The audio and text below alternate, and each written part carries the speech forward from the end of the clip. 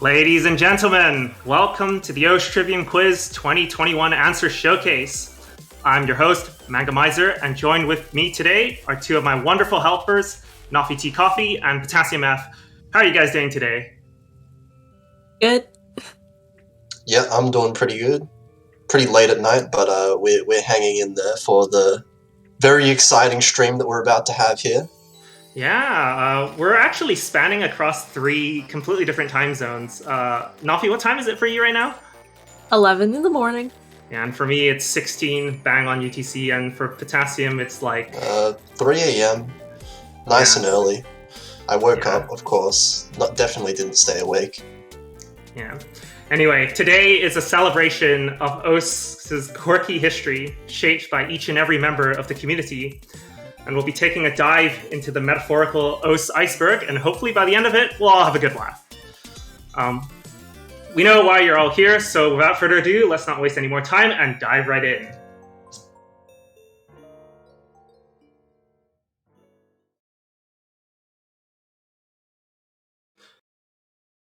So, what is the OS Trivium Quiz? So the OSH Trivium Quiz is a free-to-participate annual quiz event that takes place at the end of each year. The original concept was created in early 2020 by myself, and it was planned to be an OWC minigame. But the initial reception was that people thought it was too hard. And so the quiz was repurposed to a public event, and there it saw more success, and it was that became the OSH Trivium Quiz 2020.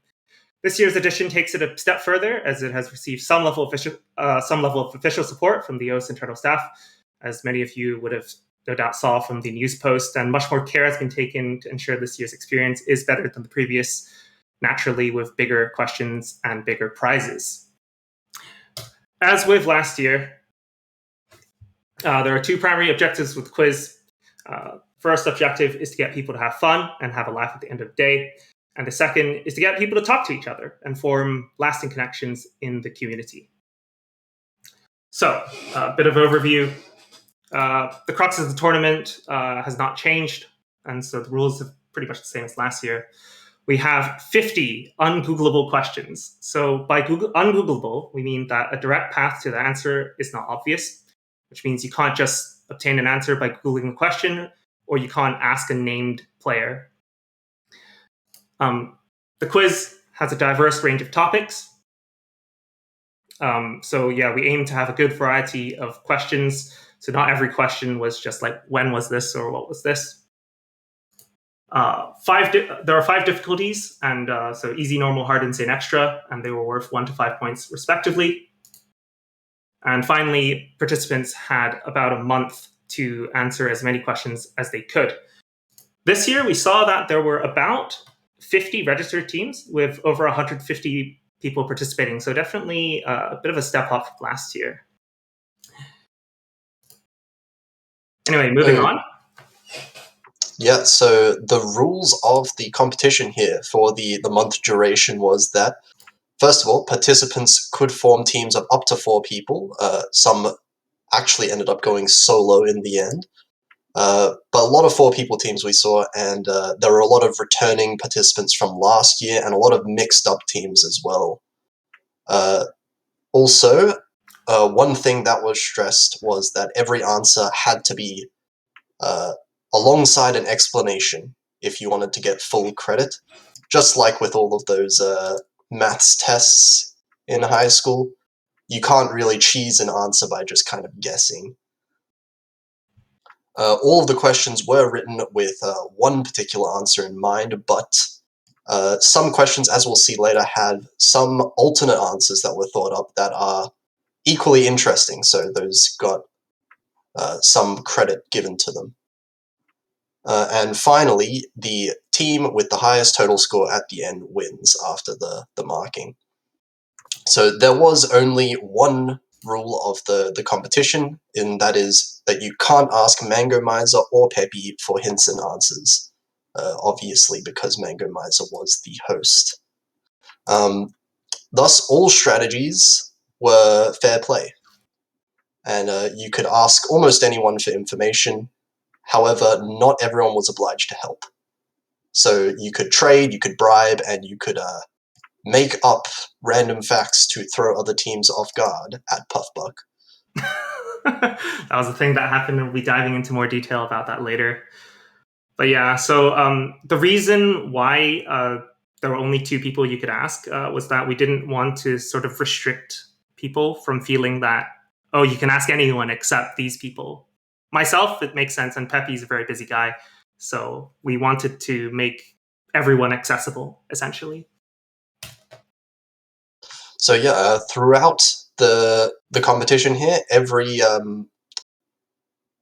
well, there were some support resources being given. So there were fully formatted answer sheets in Google Sheets that were given to all the teams that they could kind of format their answers and send it in as solutions to aid with productivity. And every 3 days or so, as you can see in this graph here, a progress check was made. So this kind of kept everyone motivated, and we could see how many of the questions or how many points everyone collectively had earned. So if everyone in the entire competition kind of joined all their answers, or their correct answers, that is, together, these were the point tallies. And you could see a little bit of a dip somehow in the 5th of December, -1 point, which did happen. But towards the end of the quiz, there were also some hints provided by Mango, which made some of the more difficult questions a little bit more accessible, but still very, very hard.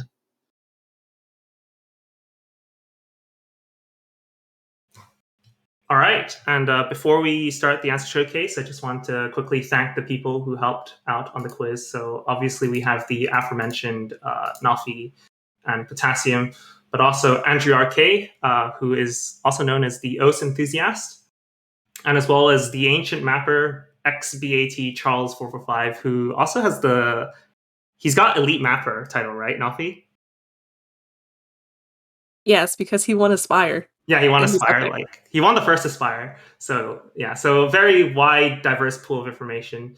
And we also had a couple playtesters. But back to the core helpers bit. So the core helpers helped find information and helped, to a certain extent, shape the questions, whereas the playtesters were more about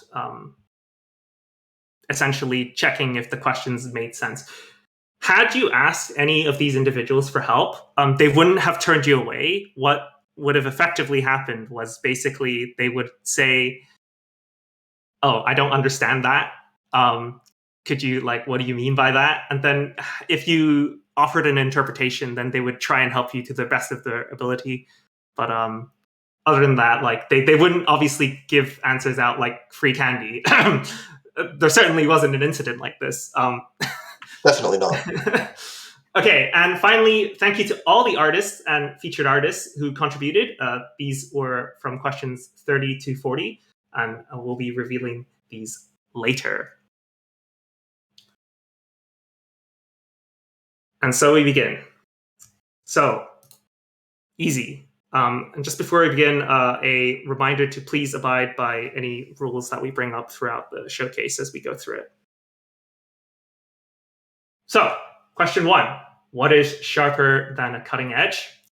The answer is a laser. Okay, and why is it a laser? Well, let's listen to this video from the very first but yeah, as I was meeting. saying, I won't be pushing it as an update alongside cutting edge, because the end goal is to have it available in the client alongside stable, beta, cutting edge, and laser, where laser is like, more cutting than a cutting edge laser. Get it? I guess because someone just brought this.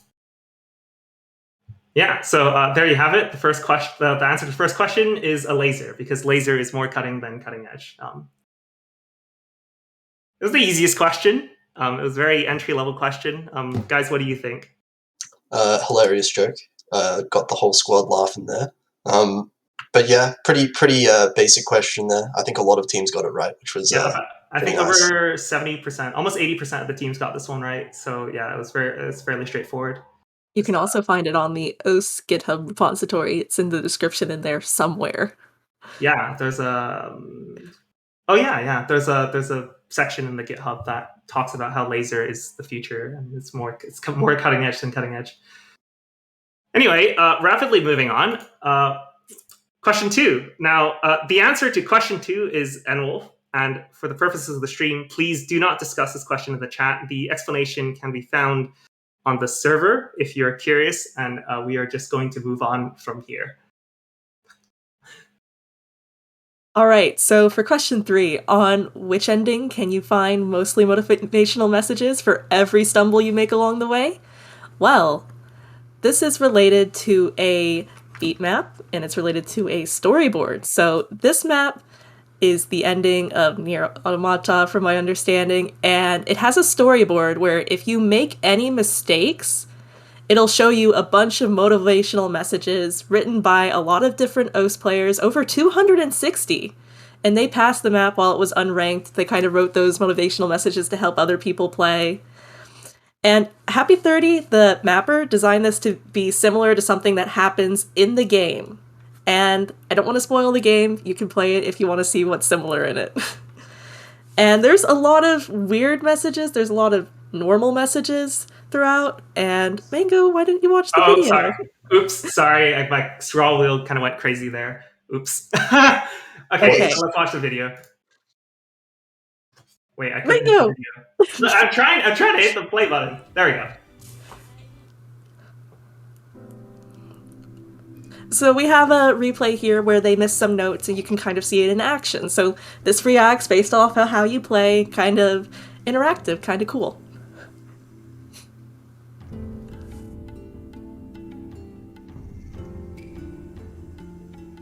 Honestly, I think it's impressive that people can come up with storyboards that trigger on certain conditions. I didn't even know that was possible. Yeah, it's the best.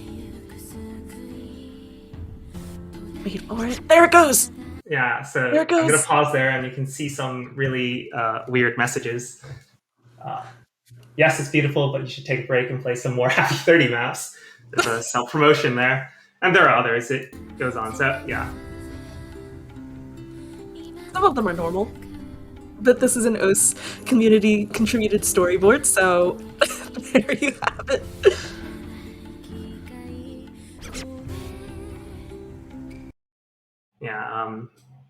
Yeah, so motivational messages. All right, moving on to question 4.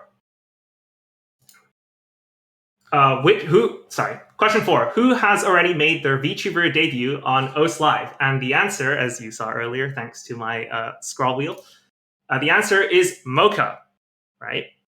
And so why is it Mocha? So let's have a look at this video.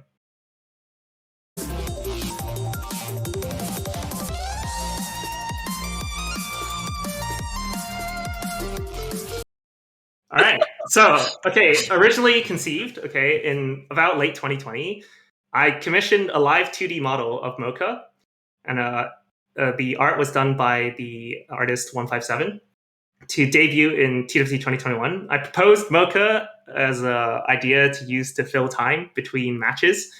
Like maybe she could read out a couple of tweets or do like the recap or something. But to cut a long story short, it was not greenlit. So bit bummed out there, but there was this one exception. So at the start of the TWC stream, in the very first countdown, Mocha had her little head peek moment on OS Live, where she kind of stuck her head at the corner for like a second. Yep, and that's all we see of Mocha. But worry not, we will be seeing more of Mocha. I was back in the OS Taiko World Cup live stream in early 2021. Kind of dropped by, said hi. You might have seen me then. If you had super sharp eyes, that is.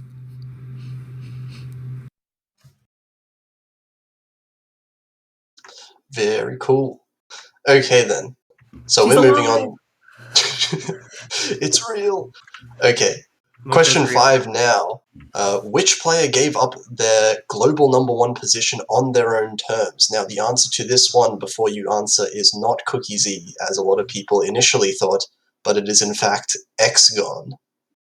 So this is, of course, a fact relating to Catch the Beat, or Osu Catch, and it comes from the 29th of April 2016. So on this date, Xgon was the #1 in the world, and he had a DTSS score on Akatsuki no Tsuki with a and actually overwrote the score with a hidden SS. So at the time, there were no separate leaderboards for different mod combinations, so using a different mod combination and getting a higher score actually overwrote the score completely. So by getting a higher score with the hidden mod, Xgon's second highest score was overwritten and lost about 400 PP. So it went from 861 PP to 427. And because of that, Xgon actually intentionally lost the #1 spot on the global ranking. Yeah, it's almost like saying, like, yeah, you didn't overtake me. I let you become #1. Yeah, like the ultimate move. Yeah, so that's Xgon for you. Xgon is the only one capable of overtaking Xgon in reality. This is like 5 years ago, and Xgon's still around today, so that's really cool. It's amazing how some players just stick around for the longest time. All right, moving on to question 6. In a single World Cup match, what was the highest number of times a map was nullified? And the answer is 4 times. So what does the question mean? So when a map is nullified, it means that there's effectively the song has to be replayed. So this can happen for a number of reasons, most commonly because it's of a score tie. So during CWC 2018, on the map times 10, okay, the map was played not once, twice, but a total of 5 times, right? So they played the map and they got like a 6-way double S. So Sweden versus Germany, 6-way double S. So they had to replay it. And then both teams had one player drop a single droplet and they got the same score. So they had to play it again. And again. And again. So they replayed it four times. And then on the 5th time, finally, Germany, Tenshi Chan, found a miss finally on the 5th attempt.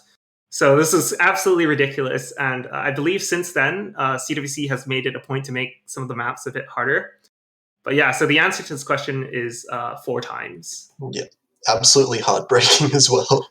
Yeah, I mean, imagine being the guy, like essentially the one FC, the one non-FC out of 30 FCs. Like, that's just gotta hurt. I feel like at that point, someone would be just like, I'm tired of playing this map. I'm gonna give up. Goodbye. The thing is, like, with the nullification rule, at least back then, I'm not sure if it's changed since, but you can't swap out the players as well. So if you draw, you have to have the exact same players. So you have to play again until a winner is decided. And unfortunately, I don't think this match was streamed at all. So there's no record for this happening. Like, it's just, I mean, there's the MP link, but like, it was never on stream. So it's a bit of a bummer we missed out on this one. Would have been very exciting. And an extremely long match as well. Longest group stage match, maybe. But moving on here, we've got question 7. How can you achieve a perfect score without an FC? So this question relates to Mania. So we have, I believe, our first Mania-related question, and this comes from Score V1 in Osu Mania, where if you double-tap the start of a long note fast enough, it is possible to break combo while still maintaining a 200 judgment. And as we can see here,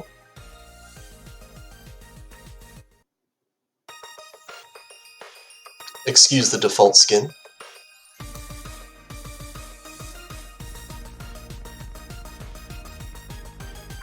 But right there, if you can see the double tap fast enough at the start. This was a 1 millisecond gap in this score, and it will still show a perfect score at the bottom there, even though you broke combo. And the reason for that is because the full combo perfect little picture that comes at the bottom graph appears based on the existence of 100s, 50s, or misses. So it doesn't actually check whether it's a full combo or not. Fixed in laser TM?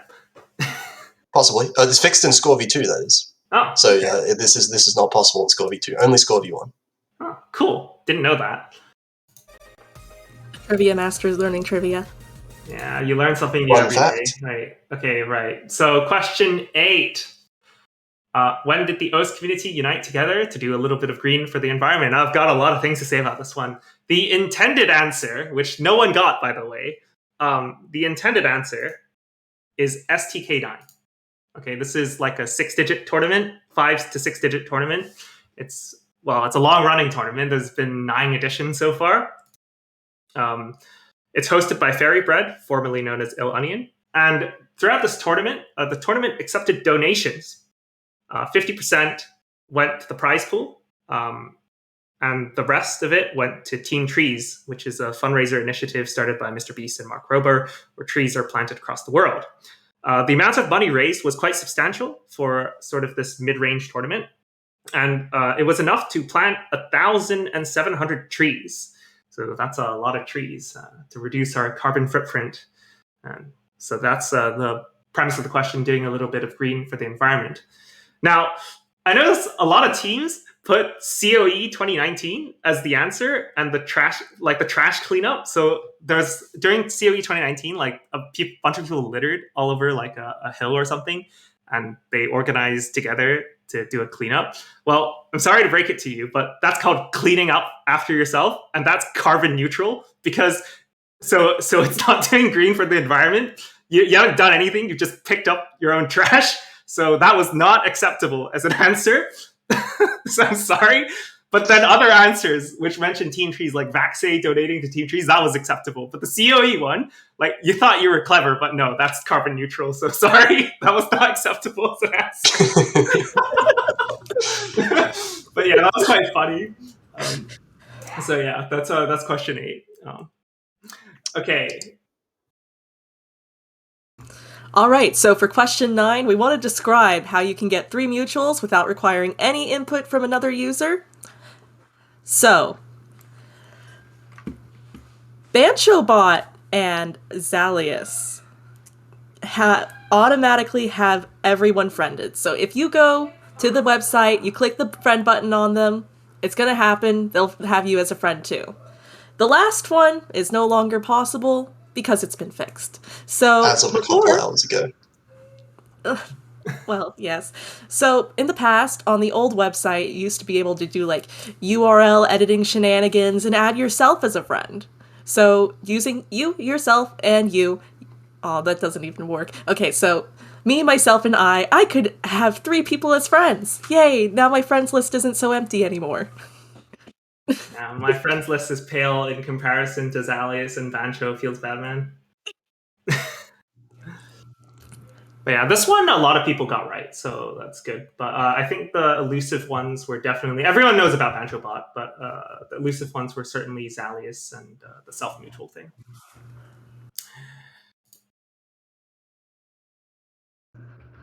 All right, so this one was a bit of a doozy. There was a lot of research involved on our parts just to figure this out. So question 10, identify the individual that makes up or is a part of the highest number of featured artist groups. So the answer to this is Ryu. He's the lead guitarist from Bloodstained Child and Yuzu Kingdom, and he's also part of Dual Alter World. So he's officially in 3 different groups that are featured artists, and this number may grow in the future as we get more featured artists twice a week.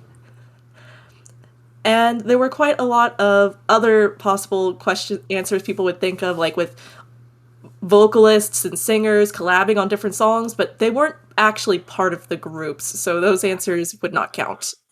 Yeah, so like a lot of teams mention stuff like, oh, it's Camellia because like everyone collabs with Camellia, or it's Aitsuki Nakaru or something, like because she's featured as a singer like in so many places. But that's not what the question was asking. The question was making up or at least part of the featured artist group and not being guest featured.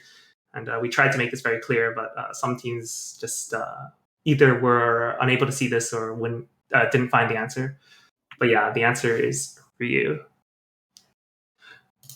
So with that, that's the easy section out of the way. These questions weren't particularly challenging, but that was the easy. Anyway, moving on to the normals. It's questions 11 to 20, and which are worth 2 points each. Potassium, take it away. Okay, so the first one worth 2 points here, question 11. How has a robot been subliminally reminding players how to play the game for over 6 years? This one was the voice lines from the song that you will have heard very many times, Nekodex Circles. So I believe we have a bit of an audio file to play here. Oh, might need to go back and forward again. I heard it like for like a millisecond. Yeah. There we go.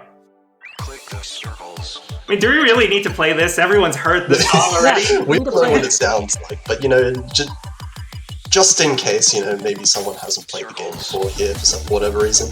But this voice, as we can see in the tweet here by Nekodex, the voice in this comes from Mac OS text-to-speech, so kind of like a robot, with a lot of processing involved to make it sound like the way it does. So fun little fact there. Yeah. Did you know to play OS you need to click the circles? Like, I didn't know that. Could to the beat as well. Yeah, to the beat. That's very important. Yeah. That's very important. If you don't click them to the beat, you're going to get a lot of misses.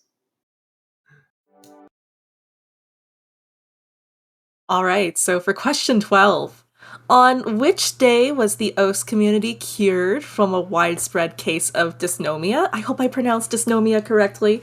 So what happened was, this would be June 17th, 2015. So any name change that took place before this date was not recorded. It's lost to history. A really good example of this would be HVIC225, formerly known as Snow White, which was a little bit easier to read, but this information cannot be accessed on the website. It's just gone. This information about when the change happened can be found on the changelog, where they added callback support for paid name changes. Yeah, so I think, so on the new website you can hover, and there's like a card you can hover, and it shows all the usernames, but it only recorded it up from this day onward. So, like, for instance, on the user called Anna Apple, I think, or is it Anna Apple anymore? Like, who's got like 17 name changes or something. Like, you can see all the name changes, but everyone knows HVIC had a previous username, but we can't actually see that on the new website anymore. So yeah, it was done on this day. We actually got a lot of alternative answers for this one, which received credit. I think I can't quite remember. Potassium, it was something about April Fools or something. Yeah, I remember one team in particular. I remember reading one answer about an April Fools. I forgot which year, but there was an April Fools on the old website where certain number of users randomly got a flashlight effect or a hidden effect, which like removed text from the screen and or like put a little flashlight thing over your cursor. So their answer was April 2nd of that year, which I thought was pretty cool because it was like you're cured of, forgetting all the words on the website. Yeah. So in case it wasn't clear, the question asks for cured. So like after June 17th, everyone could start remembering everyone's old usernames, which is the dysnomia. For those uninformed, dysnomia, which we forgot to define, by the way, is the inability to recall names. That was kind of important. We mentioned that. Oops. That's true. Yeah. Okay, moving on to question 13. Which beat map briefly resulted in the user losing PP for submitting a score on it? Bit of hindsight, but I wasn't entirely happy with this question. But the answer is Solvicious from it's the catch convert of Solvicious. And here's a deleted Reddit post, which had, so there's a map of Solvicious where the convert was like 10 stars or something. And if you added, it was like 12 stars or something. And then you added HR, it's like 16 stars. But obviously it wasn't 16 stars. It was just like a bit of a error in the way catch calculated difficulty that made it give way too much PP. This was noticed very quickly. And so the PP value set for that score was 0. And as a consequence of that, a lot of people got Solvicious on their top play, but then the PP was set to 0. However, it still stayed at the top play, or a very high play for that matter. So basically what happened was your first play would be worth 0, and then your next play would be worth 95%. And therefore, actually setting a score on this map would cause you to lose PP because it pushed every single score below it down, and that score was worth 0. So yeah, like this map is so difficult that you lose PP only temporarily. But in hindsight, we should have actually rephrased the question to something like which impossibly difficult map briefly resulted, etc. But I mean, we weren't aware that there were so many other cases of this kind of thing happening.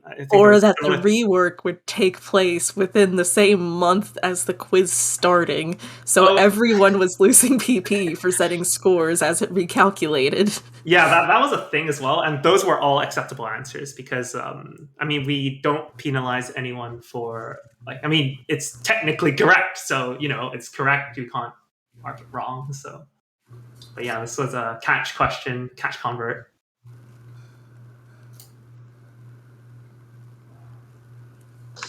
Okay, question 14 now. We've got another Mania question coming in here, bit of a spoiler. But when did Osu accidentally send over 400 dancing tacos to harass a stupid man? So this one, you know, a few things to unpack in this question might sound a bit weird, but this comes from the MWC 7K 2019 Finals Week 1 match of Brazil versus the United States.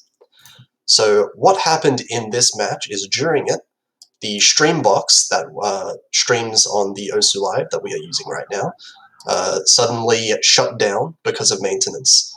So to solve this, the Osu Live channel hosted one of the players that was playing in the match, Stupid Man, spelt with a U instead of an I, who was playing in the match at the time. So there were about 400 viewers there, and a lot of them ended up following Stupid Man's channel, and that resulted in a huge amount of these tacos popping up on his screen here, as you can see. Fucking, oh my god. Oh shit, I should disable follow notifications. Oh my god. I think the chat went a bit rampant here. No, stop, fuck, please stop following, please stop following. And then someone donated like $1 or something. It's so funny. Yeah. We just wait like 5 seconds. No, please, fuck, no. Oh my god. Yeah, this goes on for like several minutes. It's quite funny. Yeah, like, just in the middle of a really intense finals week match in a World Cup. They still actually won the map, which is pretty impressive given how like ridiculously distracting it was the entire time. Yeah, I think his stream was dying from getting like 400 viewers or something. But, yeah, although there was also some lag, I believe, on Stupid Man's end there. Yeah. Also, fun fact, but when I looked up this spot, I saw like Puff, and I was like, oh, of course he's there. Of course he's there. Of course. Yeah, but there's a lot of recognizable names there. All right, moving on to question 15. Which World Cup matches are still in progress to this day? And the answer is the TWC 2018 group stage matches. Now, so how are they still in progress? Well, if we look at, we take a dive back to April of 2018 during group stage, the tournament server wasn't feeling that good that day. Like it just wasn't feeling its usual self, and so there was a lot of unexpected behavior, and I think it eventually crashed in the middle of some matches, and specifically the last two matches, although it happened for some other matches. And if you look at the MP links, it's all accessible on the wiki, by the way. But if you look at the MP link, you'll notice that at the bottom of the match is actually still in progress. And we don't show it here, but this thing is still spinning. You can check it right now if you want. But basically, these players have been in this lobby for forever. It's still taking place. This match hasn't concluded. You know, like we've done TWC 2019 to 2021, but like 2018, it's still haven't decided. You know. So yeah, there's like a couple matches that I think there were like 5 matches that have this interesting behavior. But yeah, tournament server was definitely not feeling okay on that day.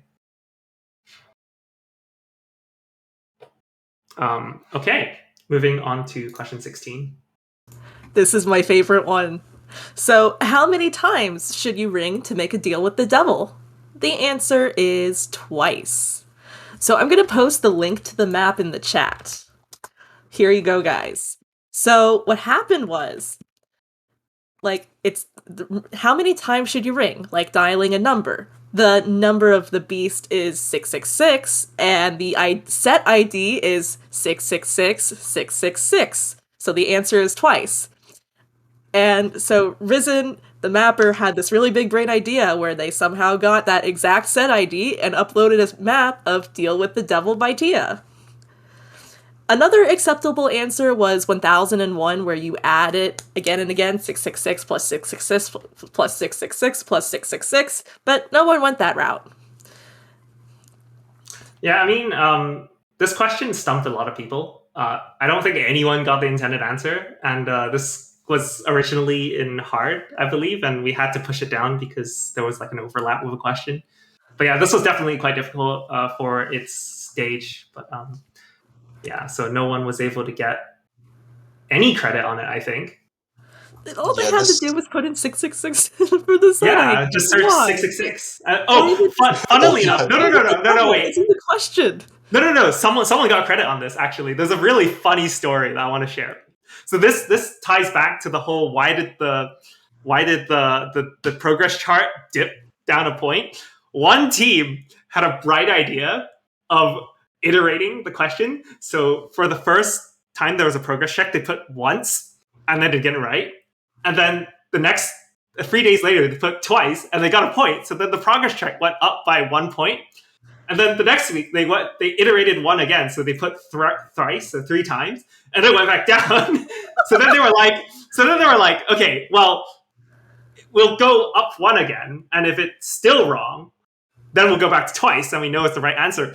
Unfortunately for them, another team got the answer right. So they went on to 4. And then another team did the same thing, basically. And so they got the answer right. So the progress chart went back up. And then the original team was like, maybe it wasn't twice after all. So then they just moved on, and they kept iterating to 5 times, 6 times, and they never got the answer right, which is really sad. Unlucky. Yeah, it's been so close yet so far from making their deal. Yeah, so close. -1 point. Yeah, bit of additional subtext to the question. A deal with the devil. We included that phrasing because, I mean, how else could you obtain the set ID of 6 6s? You'd have to literally make a deal with the devil to achieve that sort of witchcraft. Yeah. All right. On question 17, which OWC participant was forced to compete with a mouse following a heated incident? Now, this is a fairly recent event. This took place in OWC 2021, so only like 2 months ago, a month or 2 ago. And the answer is Sanji Lift. Now, so what happened here? So, essentially, this is in Portuguese, but what this translates, is quite literally, I'll have to play with a mouse. My nephew melted my pen in the stove. Right? So quite literally a heated incident. You know, sticking a pen in an oven. I don't know why. I guess nephews be nephews. And thus he was forced to compete with a mouse because his tablet pen was well, yeah, it was in disrepair. So It's not I don't even exactly know. look usable. It doesn't really look functional, unfortunately. I don't even know. Like you cannot make this shit up, right? Like, Yeah, sometimes you just can't question the thought process that leads to these things. Putting a tablet pen into an oven, but it happens. Sometimes it just happens. yeah, I mean, family. Yeah, right? you have your tablet pen, on a ledge right above your oven tray for whatever reason. You accidentally knock it in. Accidents happen like that. Happy accidents. Do you remember last year we had a question about the mattress and Gil's brother standing in front of the window for I 2 do. Yeah, hours? I do know that. Yeah, only in Brazil. A lot of scuffed tournament trivia out there waiting to be found. But either way, I think we're moving on to the next question now, which was, which player was caught using 2 pairs of headphones to overcome some mental gymnastics? So I think quite a lot of people got this one right. The answer was, of course, Tobus, or T. Tobus, also known as Mentali, who is a catch player who, in a video on Pepe's YouTube channel, was shown to be playing the map Atama no Taiso at Japan Expo 2015. So, of course, in this video, as you can see there, he is wearing 2 pairs of headphones at the same time.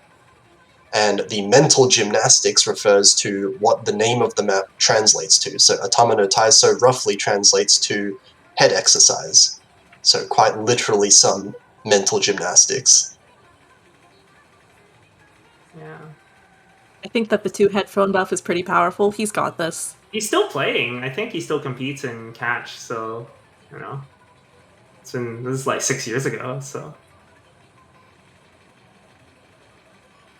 and there were other acceptable answers, and there were other incidents where people might have scored partial credit, but this was definitely the intended answer. Yeah. I think there were a lot of partial credits potentially for the 2 pairs of headphones part, but mental gymnastics is quite a strong tie to this specific map. All right. Or the song, rather. All right, so for question 19, this is the one that people actually thought to ask me about, because I'm the metadata person. Anyways, which ranked map had a song source that came out of a dream? So this would be Nightmare, Dream to Nightmare, mapped by Stan for Mania. So back in 2018, this map was initially qualified with a song source in the Groove 3. The problem was, in the Groove 3 doesn't exist.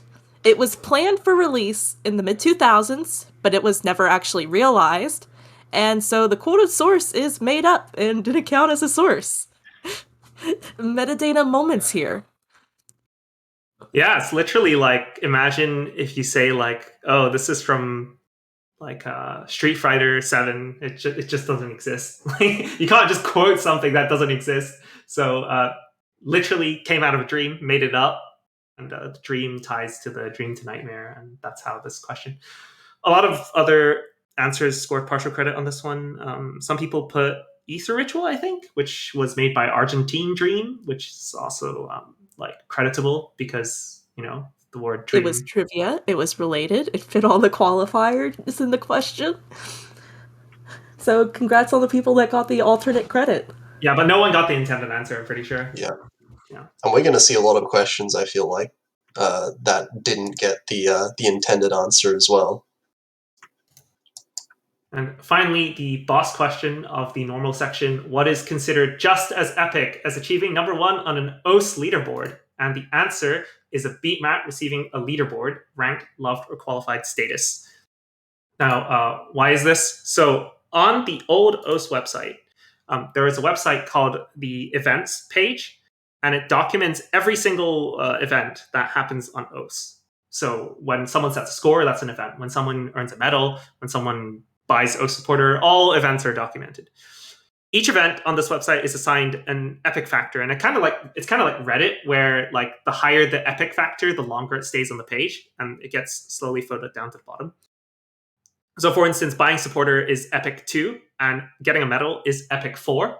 Okay, which directly correlates, and this directly correlates with how long a message lasts on this page. So, if something is epic 2, it lasts for 2 minutes. If something's epic 4, it lasts for 4 minutes. So, achieving number 1 on an Oath leaderboard is considered epic 8. So at least a leaderboard with many scores. So it's epic 8. So, and the only other events that are capable of achieving epic 8. So this is, if you go F12, you can see the epic thing. The only other events that are considered epic 8 are beatmap ranked or qualified. But this is a slightly outdated post, so Love didn't exist back then. So Loved also counts as epic 8. Map played X times. So, like, say the Big Black got played 1,000,000 times, and you get an epic 8. Or first place in O standard only. So that's what this is. So, yeah. So some people actually put the announced status change, and that's not strictly true because it's epic 5. So it's slightly less epic than a beatmap getting ranked or qualified. According to this Reddit post, which dug through some API stuff, there is the potential for something of epic 16 and epic 32, but I don't think any events are actually assigned to that yet. But yeah, that's question 20. So what is considered just as epic as getting number 1 on a leaderboard, and that's a beatmap getting a leaderboard. Epic 32, Peppy finally bought his Oath jet, funded by all the Oath coins. Oh, only for 32 minutes.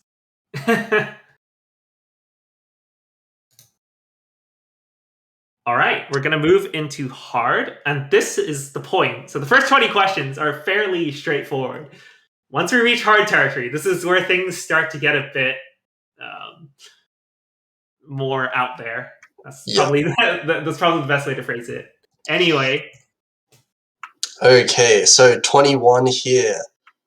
Which user obtained a badge for doing absolutely nothing against a worthy adversary? Now, this question, a very big emphasis on the phrase absolutely nothing. So the intended answer, there were a lot of answers that got credit for this, but the intended answer was Wreck. So this comes from a community I am very familiar with, which is the Australian Mania community. And this was from the 2017 tournament in 4-Key Mania for the Australian-New Zealand community. And there was an incident there where basically in the grand finals week, there was only one match to be played between Rek and Shirinisu. So the organizers, the hosts of the tournament, essentially let the two players discuss their own times. And basically what ended up happening was for an entire week, there was a gigantic amount of back and forth miscommunication and just lack of communication, such that a time was never agreed on throughout the entire week. And what ended up happening was neither player ended up turning up to any match. No match ended up happening for grand finals at all. And the decision was made at the end to award the badge to Rek because, basically just because his attitude was better. He tried slightly harder to organize a time from what the hosts could see. And this was also pretty cool because Rek was the one coming from loser's bracket, and he was heavily... basically, Shirinisu would have won the tournament if the match were to be played. But yep, anyway, in the end, Rek got the badge, got the Supreme Champion title, and on the challenge link, the Worthy Adversary title went to Shirinisu for second place. So, really funny to look back on now, but at the time, there was a lot of anger involved. I think it's just absolutely ridiculous. Like, a lot of people got partial credit because the whole worthy adversary thing is like, oh, you came second place or something. But, like, the emphasis is on doing absolutely nothing. I mean, like, if your opponent forfeits or just no-shows, like, that's happened a couple times, unfortunately, throughout the history of OS. But, like, if your opponent no-shows, you at least showed up to the match. Like, that's doing something. Like, you were there. For this case, They didn't even do anything. They didn't even show up. They didn't even manage to get a time. I'll add another pretty funny tidbit at the end here that I don't think I've told Mango even. That before awarding the badge, Rek specifically told the host that he did not want to get the win, because he didn't feel like he deserved it, because Shironisu was heavily favored, was the better player at the time. But the host just says, no, you get the badge. But this is old history, 2017. So I don't think this sort of thing would fly in this environment. But it's no. And this was before badged became like a big thing with screenings and all that. So this was very much a very casual tournament overall.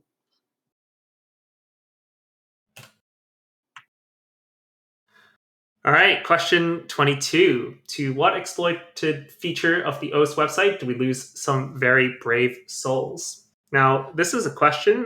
This piece of information was kindly provided by Charles. He actually helped out with a lot of hard questions, and this is the first of them. And the answer is the ability to autoplay YouTube videos on forum posts. So, this is a bit of a long story, but back in 2012, on the forums, you used to be able to make YouTube videos just autoplay when loading up a web page. And so what happened was a group of users decided to flood basically some threads with this, along with 100 GIFs. And this basically caused the forums to literally implode every time you load them. And so what inevitably happened was that Peppy loaded up a forum thread, and it was blasted by 20 videos. We can't show the video on stream because it's kind of rude, okay? But the 20 videos started playing simultaneously, and they basically permanently banned all the users. Although most of them are unbanned now after they apologized. It's a bit of a knee-jerk reaction there, but yeah. So if you saw the video, you'd understand. What's most interesting about this is that a very uncommon use for this was that people would hide an autoplay YouTube video in their profile page. And so what this allowed you to do was basically simulate background music for your user profile. So whenever you loaded someone's background music, you could bury it under like millions of boxes. And so you could just have music playing on your profile. And that was really cool. So yeah. So we lost some very, very brave soldiers that day, which were the people who were doing this exploit. Hosted 10 years ago for that saucy O-Steep lore. Yeah, I'd love if you could set background music to your user profile, but it'd definitely be exploited, so unfortunate. Yeah, unfortunate there. So this next one here, one that I think a lot of people will be able to recognize once we show the answer, is which ancient mapper opened Pandora's box for showcases in the future? So this one was quite a recent event, actually, happened this year, and it was Starrod Kirby 86 in his My finale run in SGDQ Summer Games Done Quick 2021. So this was earlier in the year. Starrod Kirby is an ancient mapper, user number 410, in fact, that is well known for the Kirby Mix beat maps that are ranked.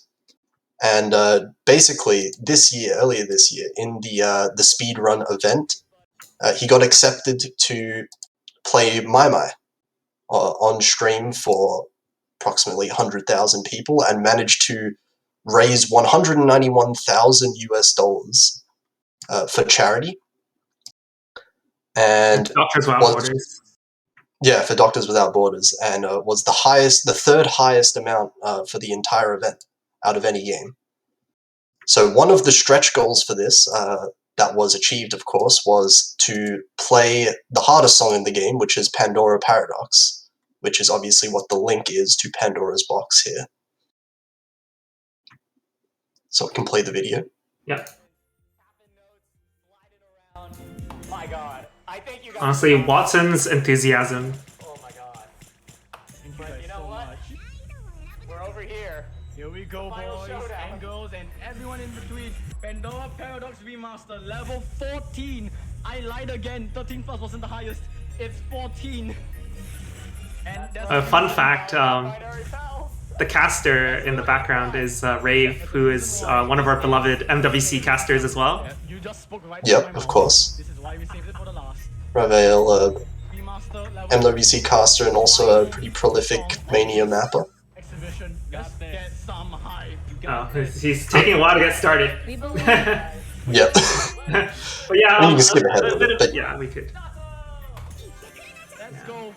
Pandora. But so we can talk a bit about how this question makes sense. So essentially, sorry, Rave, I'm gonna have to turn you down.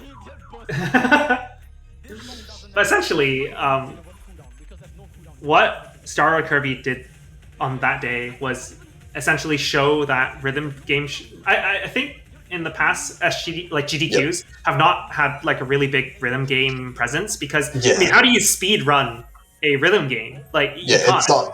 It's not like a typical speed run to do, and of course, it being like an arcade game, generally being offline events like LAN events, they haven't really shown many speedruns or showcases of rhythm games, but this year, obviously with COVID, they managed to get some remote setups going and actually accepted some rhythm games and ended up being like massively successful. So it would be pretty exciting for the future. You know, like it's really opened the doors for showcases to be rhythm game showcases for the future. So that was the So that was obviously showed quite a large like community interest, which is great. Mm-hmm.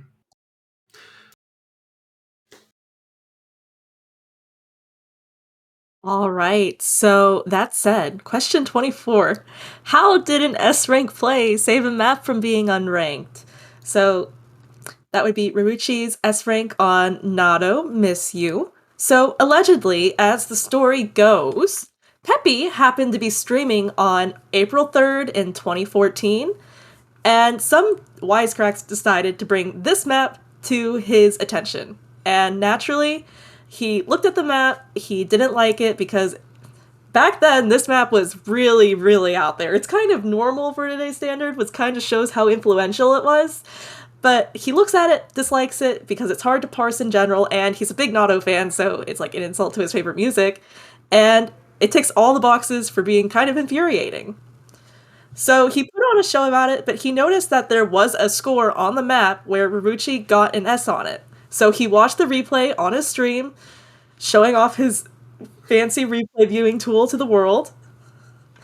And as he analyzed this replay, he stepped away from it and said in the chat something like, "I can't unrank this, not with a play like this on it." And this was actually also kind of covered in a Pishy Fat mapping interview video, which is the only reason this would be hard instead of like insane in level. So thank you, Raruchi, you saved the map and you saved OS mapping forever.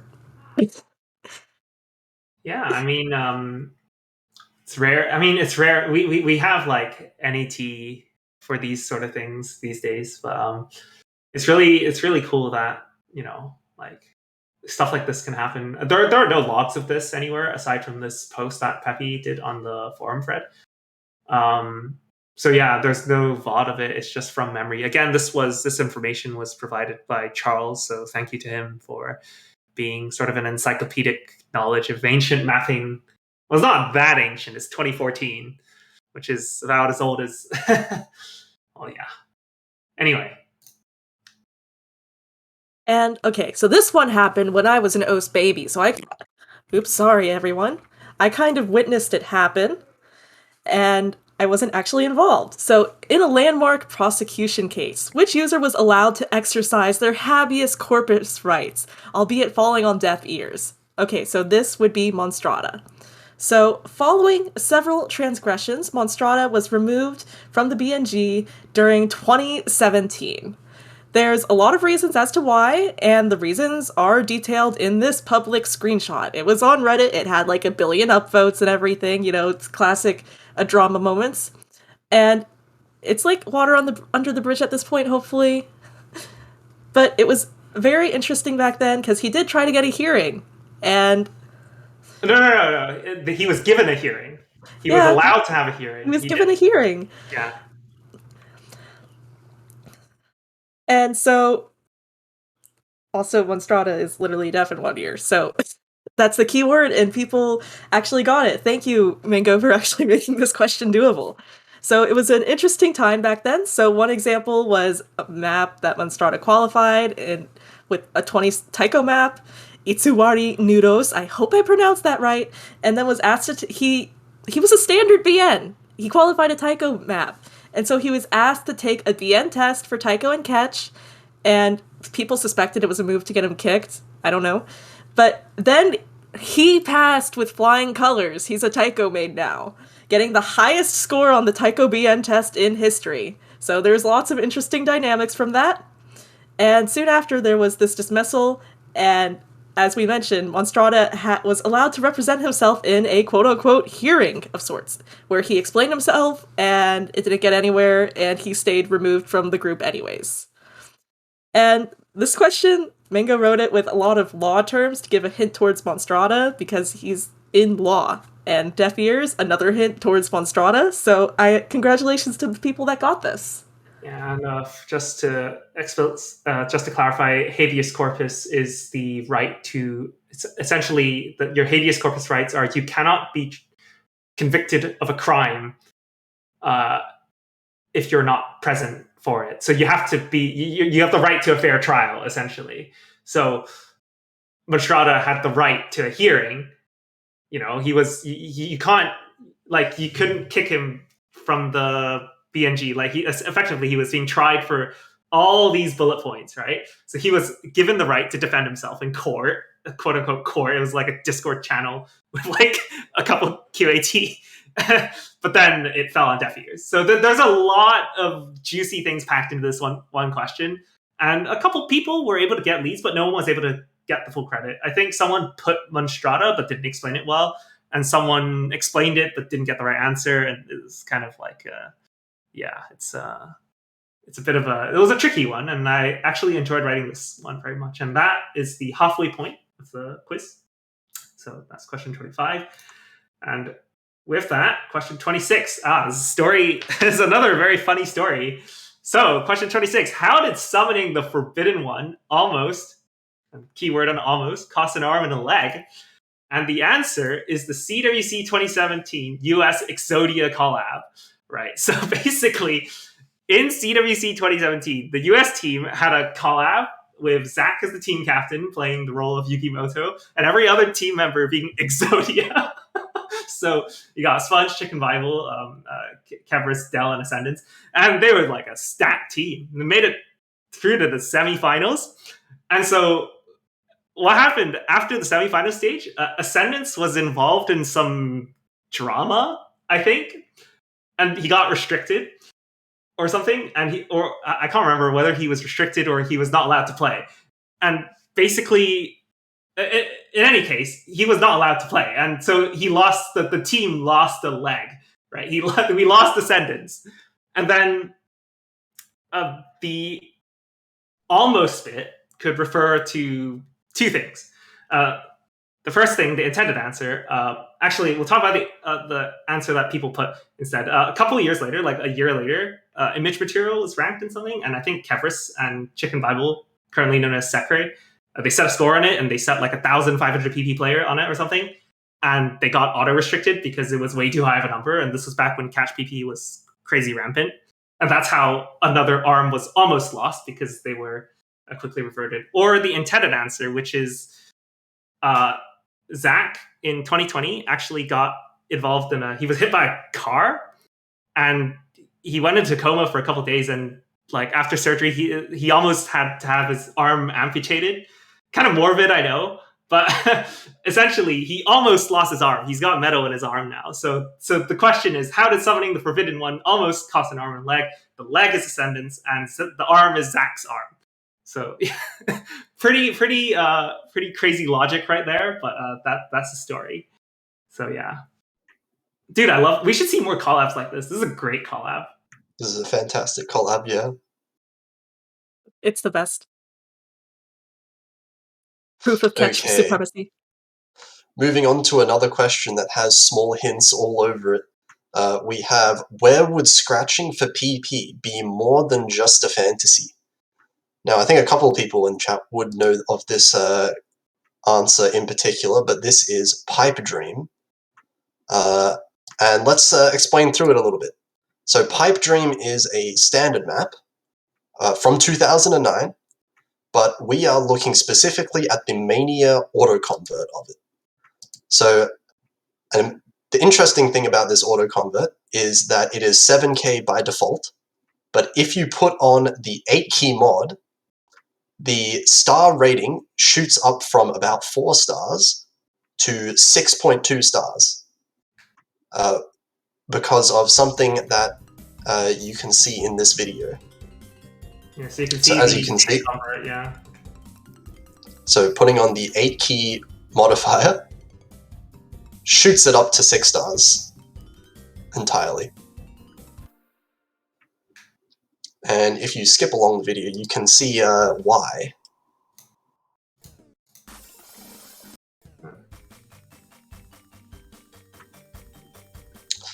So it's a fairly innocent autoconvert, but then the extra key does this on the left side. And the link to the question here is that in what is called 7+1 key, which is effectively 8 key in Beatmania, the very left column, like this, is called a scratch column. So this is effectively a case of excessive use of scratch. So scratching for PP, being that this used to be somewhat of a PP farm map for the top players. You can still see it in the top ranks of some extremely old top players, some Koreans that have stopped playing now. Oh, that's awful. But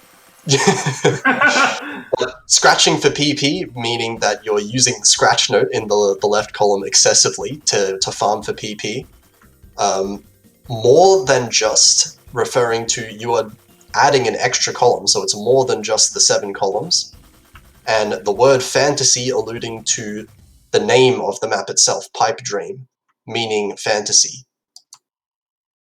Yeah, throughout this, we also found the etymology of the phrase pipe dream. You can look that up in your own time. It's quite interesting, actually.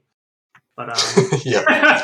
Anyway, scratching for PP. Yeah, this was again a lot of stuff embedded in this question, and trying to write this question was hell. I remember spending this spent a very long time to write. But yeah, we had the idea for 2 months. And then we were trying to how do we make a question out of this? It was so annoying. There was another answer I really liked a lot, where one team submitted an ancient feature request where someone came up with a game mode where you would be a DJ and doing a scratch movement on that. Oh, that's but of course, yeah. As we know, that mode never got implemented because it's not in OS today, but people have played the game by hooking up scratch tables as a controller, which is a very interesting. That is 2DX controllers. So Beatmania controllers are very popular, especially with the top level Korean players. That they actually learned to play the game on those controllers, so they play it at Nosumania as well. Dude, so that's just some interesting trivia. People got DT scores on this. It's ridiculous. There's DT scores on this map. Yeah. And it did give a lot of PP for the time. They're all freaking octopi. Swear to God. Okay. Question 28. This is yet another graphic tale. Which map pool selector was unable to claim hazard pay while on the job? This is the one question that is actually tied to myself. I try not to include too much about myself. I actually actively try and stay away from including questions about myself because it would be too obvious. It's not the Mango quiz. It's my quiz, but it's not about me. It's about the community. And the answer to this is Backfire. Now, what's up with this story? So basically, this happened earlier this year, and essentially during a map pooling session. Okay, this is really stressful. Okay, so during TWD 2021, I was map pooling with Backfire, and he went outside for a walk, but he stayed connected to his PC. And then, a few minutes later, I start hearing these shouting noises in the background, and I'm like, what the heck? Like, do you live in a noisy neighborhood or something? And it took me about a minute to realize, but I realized those screams were actually coming from Backfire. And I'm like, holy crap, like he's in trouble and he's screaming for help. He's like, if you've ever heard a man scream for help, like it's so distressing. Anyway, he's yelling at the top of his lungs. He's from the mic distance, you could tell he's quite far away from the mic. And he's screaming, help, I broke my leg. And I'm like, oh my God, I gotta do something. This guy lives on his own. Like, I gotta do something. So I called the police and I highlighted the entire US Discord, as you see here. And like, we tried to send help, essentially. So we tried to like, all I had was his name and I knew the state he lived in, and that's it. And that's all I had to go on. But the combined might of the US Taiko Discord in 15 minutes was able to find out his address, send an ambulance his way, and and he's okay now. In fact, actually, it wouldn't have mattered because someone actually walked by, but we were about 5 minutes away from happening, and we got confirmation that he was okay. Turns out he didn't break his leg; he pulled a muscle, but it must have hurt. But yeah, so the whole map pool selector unable to claim hazard pay was that map pooling can be a really dangerous job. Like, it's very dangerous. It's a lot of risk involved with map pooling, as I'm sure we've heard in recent events. But yeah, so very dangerous. And but he was unable to claim hazard pay on it because he. Unfortunately. Unfortunate. Backfire actually is a participant in this quiz, so this was kind of a free point for him and his team. But yeah, not many people were able to get this because, it wasn't explicitly clear that it was related to Taiko or anything in that matter. So it was quite a difficult one. Leg count is at 2. All right, and moving on to question 29, we have a history question about the OS Taiko and the OS Catch game modes. So the oldest scores of each game mode do not correspond with the order of game mode introduced. What was the cause of this and why? And the reason was that back in 2009, when the game mode, or 2008 or something, when the game was introduced early on in the history, basically Taiko slider behavior was abusable. So you could mash Taiko sliders like in the official Taiko no Tatsujin Taiko no Tatsujin games. And basically what happened, what people did was had a macro and just spam the sliders and get ridiculously high scores. Obviously, that's not intended behavior. That's why sliders in Taiko today, we have slider ticks. So you can't mash the sliders. But because of this early behavior, all the historical scores had to be reset. And thus, even though OS Catch was introduced after OS Taiko, the latest Taiko reset happened to happen after the latest Catch reset. Sorry, this is really convoluted.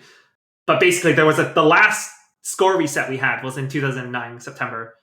And that's why you won't be able to find a score before this date, even though there were existing scores before then.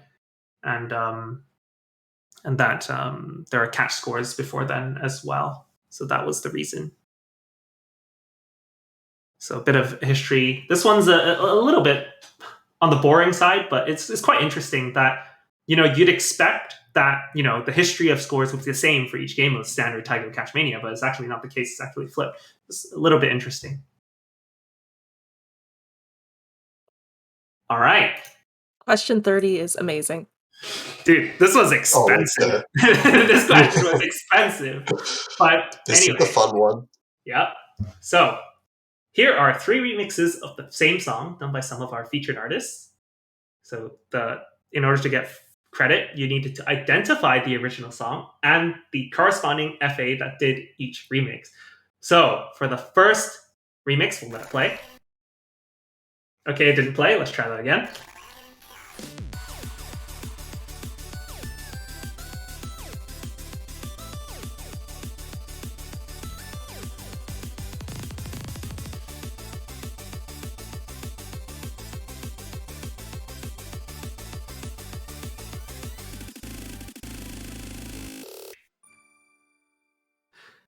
Right. That was Oishi. So well done to those Yeah. who got it right. I think Yeah, this good. was the easiest one, but a lot of people. Yeah, couple in chat there. If you recognize these songs, feel free to spam it in chat as well, as you're hearing them now.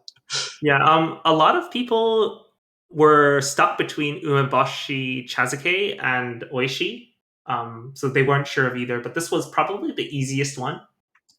Yeah, both have a really like distinctive kind of chiptune kind of sound. I think Oishi stylizes his own music as creamcore, I think, or is it? I think it's called creamcore on the FA listing. So that's kind of cool. Moving on to 30B. Okay, it didn't play. Let's try that again.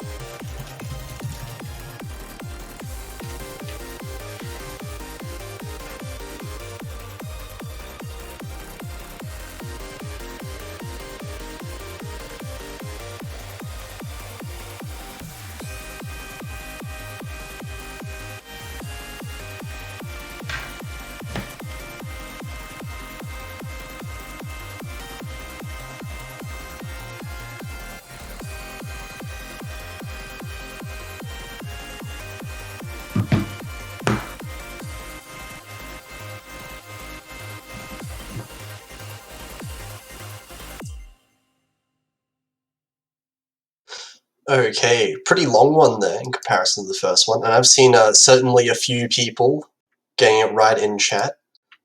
This one was, of course, Silent Room. Yeah, so I actually, when I did the outreach emails to these artists, I said, I'm only looking for an artist's sketch, sort of like an artist doodle. Like, you don't need to put that much effort into it. Just like a 30-second remix will do. Just enough to satisfy the ranking criteria or something. So if anyone wants to map this, but SR, like he makes a full 75-second track, and I'm like, what the heck? Like this song slaps. Like, oh my They're god, actually good songs, yeah. it's so good. That's really good. Yeah, but and I see someone saying they're pretty easy. Well, the third one, we'll wait until we hear that one. Yeah, so let's hear the third one. Okay, let's try that again. No, that's not the third one. There we go.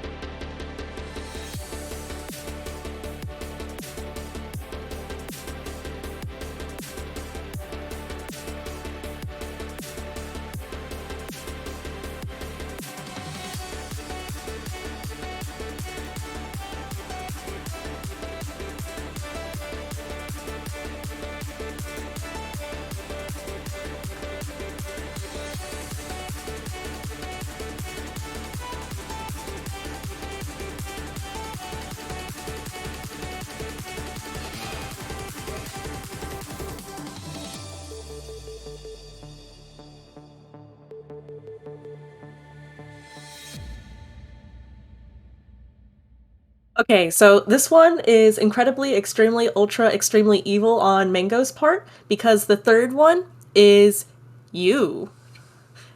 You wasn't even on the official featured artist listing until the quiz started, but he counted because he was a featured artist during the quiz.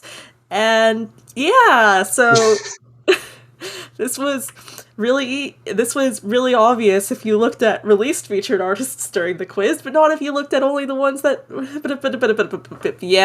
Yep. This was like the funniest part, like one of the funniest parts of the entire quiz, because Mango did the absolute mad lad move of contacting the featured artists like weeks, like months before they were even announced as featured. to Yeah. get this made. So I had the benefit, I had the advantage of being able to contact you because I worked with him for developing when we were making RPG for the OWC 2021 Grand Finals tiebreaker, and sort of I just slid into his DMs on the side and say, "Hey, you want to do a little bit of a doodle for for this quiz I'm running?" And then, oh my god, what's going on in the chat? So basically, we just got this. You was happy to provide this little remix of question 30, and so no one, as expected, no one got this right. Although some people, in hindsight, after the quiz was over, they're like, "Oh, like I bet it's some unreleased FA. Imagine if it's some unreleased FA." And then, Yep. Cool fact though. Announced in the middle. Yeah, we perfectly timed it, right? Because basically, I knew that the quiz had to start before a certain date, and I knew when you would get announced as FA because of his tiebreaker thing. So yeah, it was perfectly timed, and it kind of revolved around this whole thing. Yeah. So sorry for being evil, but it was really funny, and it was really it was hilarious. Actually. Yes. So, also meant that it was literally impossible to 100% the quiz before like a week into it. Yeah, so there was no way you could know. So you could only have gotten it like 2 weeks into the quiz. Speaking of the remix, the first part of the question actually stumped a lot of people. Everyone seemed to think it was Nekodex Circles, but in fact, this is not Nekodex Circle. It is actually Triangles by Sysix, which is a remix of Nekodex Circles. So this is a remix of a remix, although I'd like to think Triangles is more of a reimagining. But yeah, so for the people who guessed Nekodex Circles, hard luck. There are if you work up the tree of remixes, then if Triangles is a remix, then it's not the original song. Come on, Mango. Yeah, it wouldn't have affected the results anyway, but yeah, so Can we start another angry Mango angry in the chat? So yeah, this was a very difficult question, and but all the FAs are happy for you to use the songs. Like if you want to rank a set, go do that. That'd be quite cool to see. Now that you have the metadata of the song, you can actually qualify a map. So just cool. Put the artist name and Triangles, and you'll be good. Yep. Wait, what? Oh, yeah, sure. Yeah. Okay. Now, this is going to feel like a repeat from last year, but we've reached the dreaded insane category. Yep. Which is like this gaping void where questions start to become impossible. And, yeah. Yeah, so insane was actually, again, for the second year in the row, the category that was answered the worst. Like the least amount of correct answers in insane. And I don't think this is necessarily because it was harder than extra. It's just because, as Mango was saying throughout the quiz, people were putting more effort into extra. Yeah, I think extra does kind of just get your attention more due to how it's written and all that. But anyway, we will move on. So 4 points each. And for the first question, Potassium, take it away. Yep, so question 31 here. You are a veteran tournament player. You leave your wallet with your friends and you come back to a Happy Meal. Who are you? So this one, a lot of people managed to identify that you are in fact Rustbell, also known as Spro or Sprosive. So this, the story behind this was during a 2015 or 2016 meetup, somewhere around that time, in Guangzhou, China. Rustbell and a group of friends went to McDonald's for lunch. And he decided to step outside to check out a nearby electronics store and left his wallet with his friends told them to order for him, basically. So when he got back, as the question said, he finds that his friends bought him a Happy Meal. So since then, it's been a little bit of a running joke within some communities. Yeah. As you can see, everyone also was able to buy Rustbell a Happy Meal. So actually, everyone's in the chat right now, isn't he? Oh yeah, he is. Hi, everyone. Yeah. So yeah, Rust Belt is the answer to this one. All right, so this one's pretty epic. So, question 32. During the early years of his tenure, which user had an odd quirk that might have gone unnoticed by someone who was colorblind? So, the answer is Zetrot. So, before 2014, he was both a member of the BAT and the GMT at the same time. His default group was set to both at the same time. So this resulted in the odd occurrence where his color would switch between red and green every time he made a new topic on the forums, which notably received confusion from some people. And if you go back on the Wayback Machine, you'll see him constantly switch colors between red and green between the years of 2013 through 2016 and whereabouts, despite not changing user groups during this period. And so colorblind, the most common type of colorblindness is red-green colorblindness. And so this is something that you may not have noticed if you weren't able to distinguish those colors. Hence, Zetrot being the answer. There's a couple other additional pointers as well. This question could have been very easy if you paid attention to the word tenure, which is typically given to people like professors in universities and stuff. And he's the professor of the OS Academy. Exactly. We only have one professor on OS, and that's Zetrot. And he's retired, isn't he? Well, no, he's GMT right now. So actually, class is still in session. All right. Okay, then. Question 33 here. We're going back into the deep depths of the Mania tournament community here. Which team was eliminated from a tournament because a user forgot their password in the middle of a match? So some people may remember the answer, of course, here being Team Lolly from the, just bringing up the full name, the 2v2 tournament, Thonking Mania tournament, abbreviated as 2TMT, which was a tournament in December 2018. So the story behind this goes that in the finals, between two teams, one of them being Team Lolly, the other one being, apologies if I can't pronounce, 3 Argentos y Medio. Argentos y Medio. It means 3.5 Argentinians. Yeah. So during that match, basically, there was some suspicious scores going on from Team Lolly, and the other team, or some people on the other team, were obviously very suspicious of this, notably Juan Crystal and Walter Toro being GMTs themselves. They notified the internal server of the suspicious actions, and there was evidence found of multi-accounting in the middle of the matches. So what happened was the password of some of the accounts were reset, and obviously because they were reset, the players or the account sharers were unable to log in, and because of that, and obviously the restrictions that occurred as a result, the match was won by the Argentinians. What a way to go! Yep.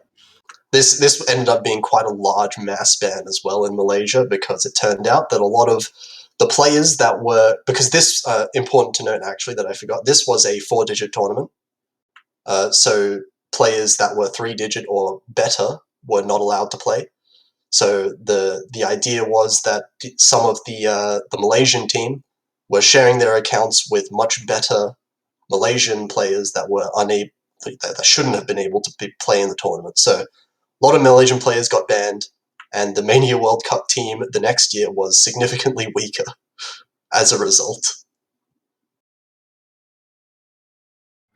Yeah, so while writing this question, we were trying to juggle what the best way to approach this question was, and at one point we decided, we scrapped an idea, which was to say, how did like a team win by restricting the opponent, but we felt that was kind of like a bit too mean. Yeah. But yeah, It's so This was really tricky as well because the password thing is not what many people think of when thinking about this. This is actually quite well known within Mania communities, but the password bit, not so much.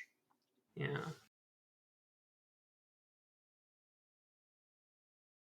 Okay, so the answer to question 34 is the law. Please do not discuss this question in the chat. The explanation can be found in the trivia server if you are curious. Yeah, it's just for the sake of the stream, but a bit of shame, but this is my favorite question, actually. And there was a lot of hints about it as well.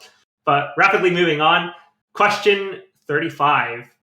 What deliberately random act did a former #1 player do to prove that a map did not break ranking criteria? And this is a Taiko-related question. So this is Taske's Near FC on Dungeon Music by Sakura Burst, randomized. So this question was actually phrased differently when the quiz was released. It was like, what described only as a pro gamer move? Like, what did a rank 1 player do? Blah, blah, blah. And so on this music, on this map by ISOC, it features some very low SV. And it was so low, in fact, that one of the moderators, Genjuro, thought, well, actually, I think this might break ranking criteria because the notes overlap so much that you can't see the previous note, and therefore it's unplayable, and therefore it can't be ranked.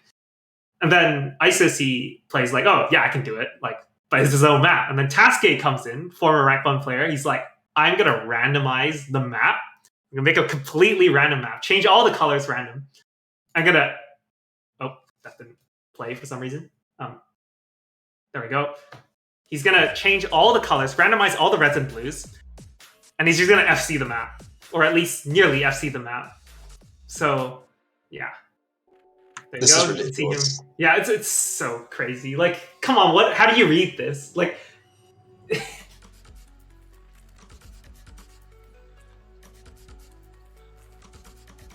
Like, you can't even see the color behind the note. I don't know. Just Japanese players. You just need to get better at reading. It's proven to be readable. It's skill issue, really. This is actually a pro gamer move, though. I like the original question.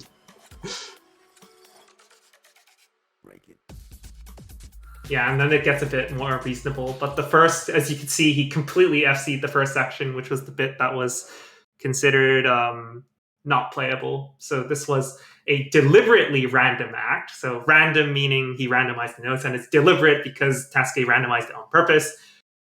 Taske's a former #1 player, and he did this to prove, or at least help elucidate, help support ISOC the fact that, this map is completely reasonable because I'm really good at the game. It's totally doable. Which I think is not the best example, but hey, Genjuro said, oh, I guess it's doable then, and he kind of just backed off. So this is, that's Taske things. Seriously though, #1 players, all the former #1 players are crazy.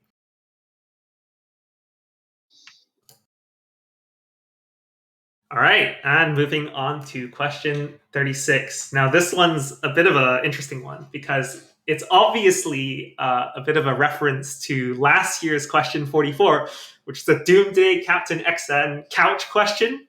And I took inspiration from that and heard a bit of story, and I decided to take it back this year. So this year's question, how did Bubbleman and Dust Ice share a fridge without ever getting to use it? So again, a UK and a German player, both top players. So what's the story this time? So how did they share a fridge? This took place in COE 2018, and it happened on the Bring Your Own Computer desks. So let's dive right in. So let's take us back to 2018. Right here, we can see a photo of the bar that COE 2018 took place on. And we'll zoom in this photo, right? And we'll see that on the left here, we've got Dust Ice. And on the right here, we only see the top half of his face, of his head. But we believe it's Bubbleman. And we have some photo evidence of the time to corroborate that his hairstyle matches. So we think it's Bubble Man. We're pretty darn sure it's Bubble Man. And the other person in this image is Kagami, I'm pretty sure. But yeah, so we have two amazing players sitting opposite each other at the bring your own computer desks. Dust Dice on the left and Bubble Man on the right. And essentially, if you look at the perspective of this photo where the pole is, there is a fridge that was right next to the pole. So there's a fridge in between the pole that separates Dust Dice and Bubble Man. And this fridge, what is the story of this fridge?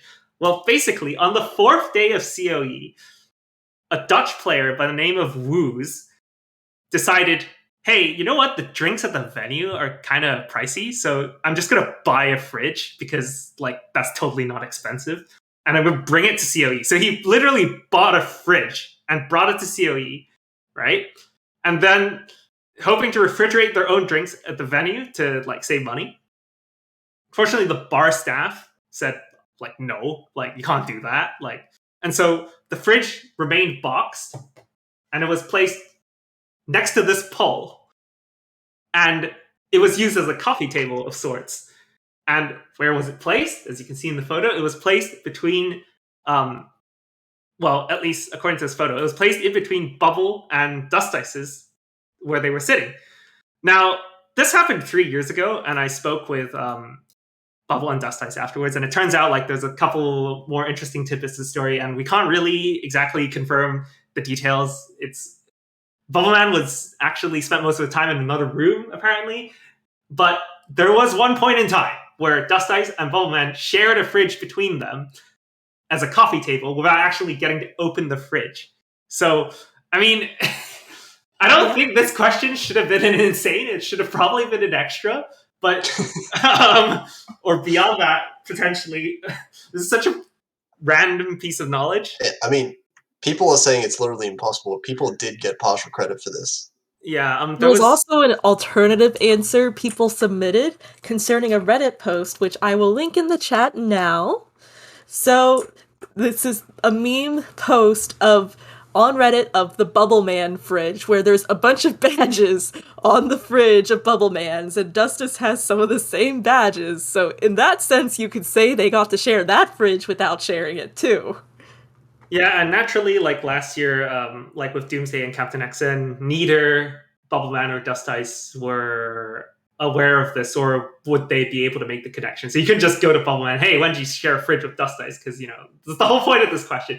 So it was just borrowing the format from last year. We didn't actually expect anyone to get this, but the people you could have asked to get this was Cavo himself, who runs COE, and Woos. So those were the 2 points of contact, and it's kind of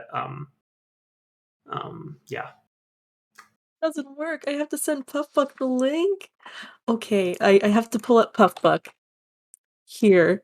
Let everyone see the magnet fridge. Okay. And yeah.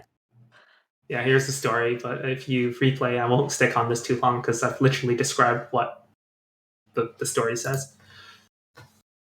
Alright, so apparently nobody got this. So we were trying to come up with our last question. We had one last slot left, and we were kind of desperate for material, so this is more personally related than the average question to our helpers here. So question 37. How did pimping out Peppy's ride lead to a one-sided war within the Beatmap nominators? So, during 2017, 2018, we were moving from the old forum modding to the current modding discussions we use now, and there were several passes moving maps from one system to the other. And this was noted in the form of BanchoBot leaving a message on the set saying, yeah, this is moved, this is the old link, yeah. And around the same time, I was curious about whether BanchoBot could get kudos. You could upvote him. It would say on the map history, oh yeah, Bancho got kudos. And through the above messages, by the way, Mango, please show the images. Through the above messages, among others, it was possible to give Bancho kudos. But you still couldn't tell exactly how much he was getting because there's no modding information tab for Bancho. He doesn't have a profile page. And Bancho Bot is also known as Bancho Boat, and that's Peppy's ride. So thus, I started this trend where I went and upvoted a Bancho Bot over 1,000 times in one night. Don't ask me, I might have gone crazy that night. And this inspired other people to support the cause and also start upvoting Bancho Bot whenever they saw him. And eventually got on the leaderboard, confirming, yeah, Bancho Bot is getting kudos, it can be on the leaderboard. Congratulations, Bancho Bot, on being top 50 of the kudos rankings. So, throughout this, a BN by the name of Pimp G was staunchly against this. It's kudos abuse, it's misuse of the system. And he led a one-man campaign to deny every kudos that was awarded to Bancho Bot. His initial attempts were unsuccessful because there were so many people at this point upvoting Bancho all the time, but he eventually contacted Peppy on GitHub to long Bancho Bot from receiving kudos. And yep, Bancho Bot for BN, he's the best modder ever. He's always there. He's always on every DQ, come on. How does it feel when a literal bot account has more kudos than like 99% of like active mappers? It's crazy. So, but yeah, this is a thing that happened. But yeah, as Nafi pointed out earlier, this was the last question to be written. And, yeah. People actually noticed that Bancho was on the kudos leaderboards, like other people, and they actually like posted to Reddit about it, and they were like, what the what? How? So that's the saga of the pimped out ride being Pimp G and the ride being Bancho Boat. Yeah. And the war in the BNG, with some people upvoting Bancho and other people denying his kudos.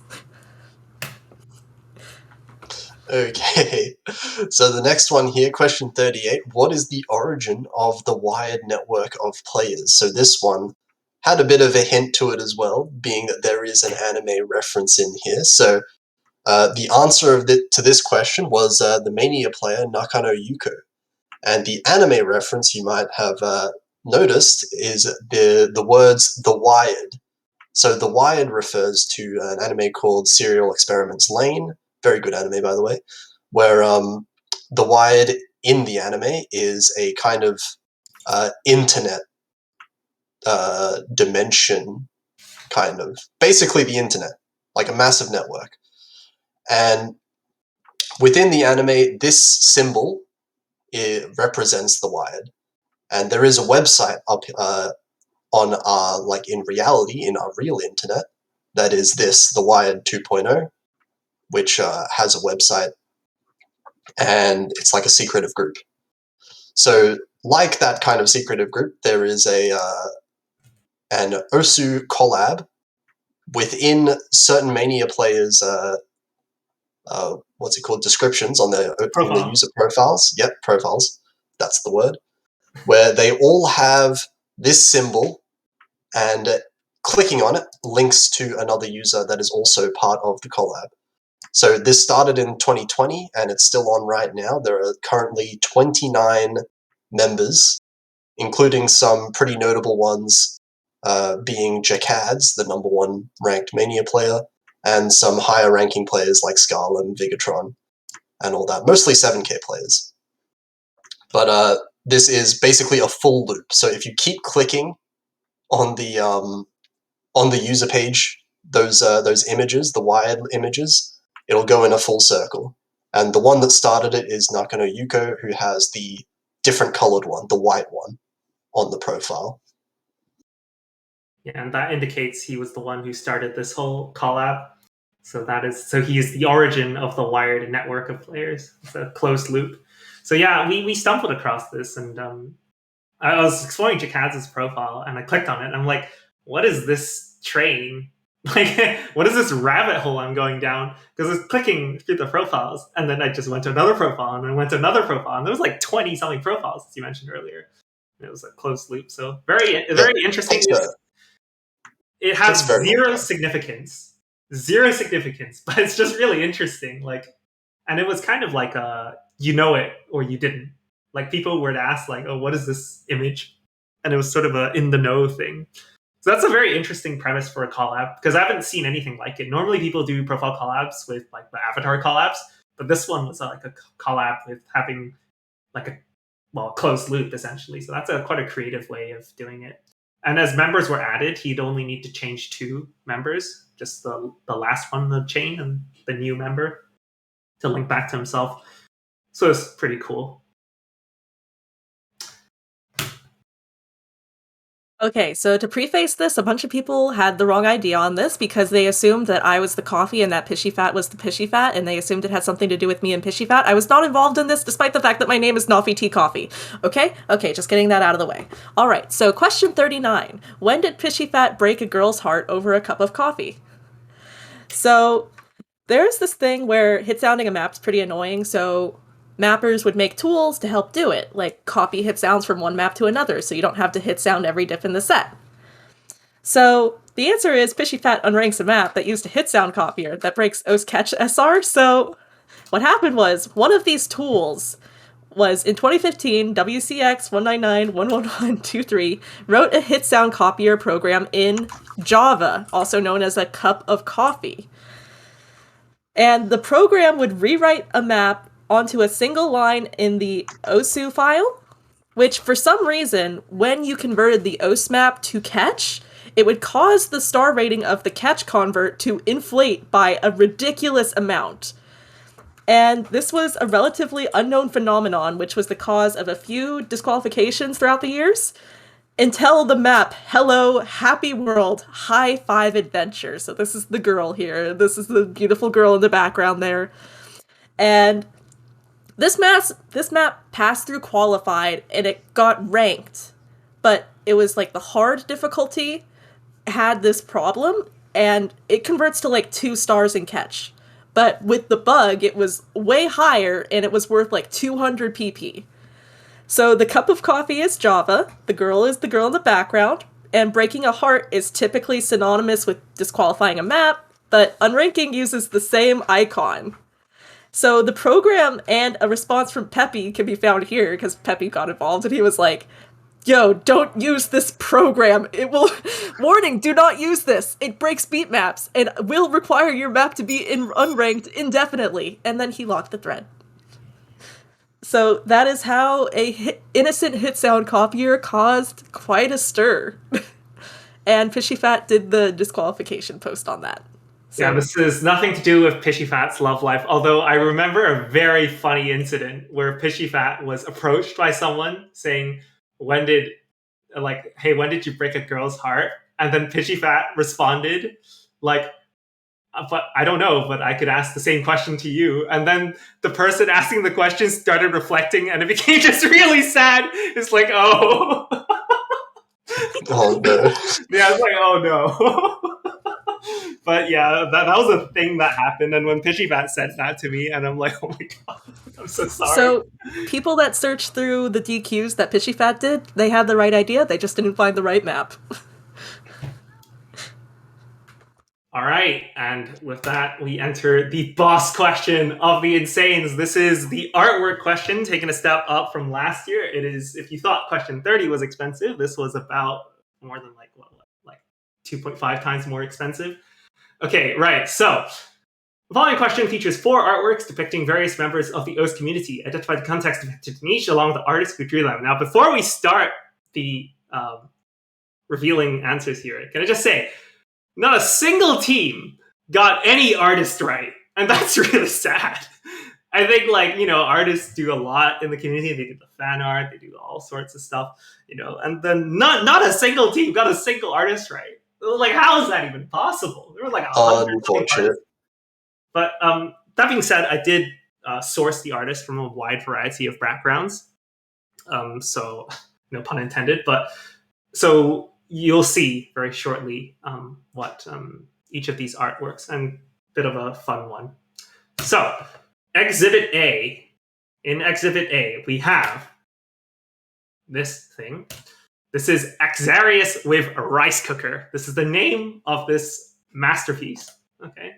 The artist is Siu, who is a well-known tournament graphic designer. Although I think she hasn't done, I don't know how active she is these days, but back then she was known for doing many of the graphics in, for instance, Konyo Cup.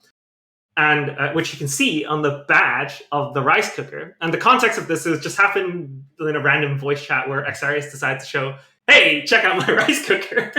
Because you totally do that. And you can see here is the source image. You can see Xarius, a very pixelated image, but you can see him holding the rice cooker. We've also, Ali was able to take many creative liberties.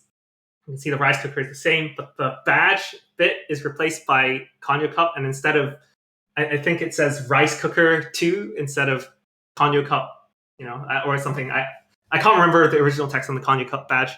But and the hit circles as well, very creative. She used Xarius's skin's hit circles as the hit circles to point this towards Xarius. So that was one of the ways you could get this. So this is Xarius with rice cooker in Exhibit A. I just love seeing the two pictures next to each other. It's so funny. It's so good. Real deal versus the anime Bishonen. Oh my god.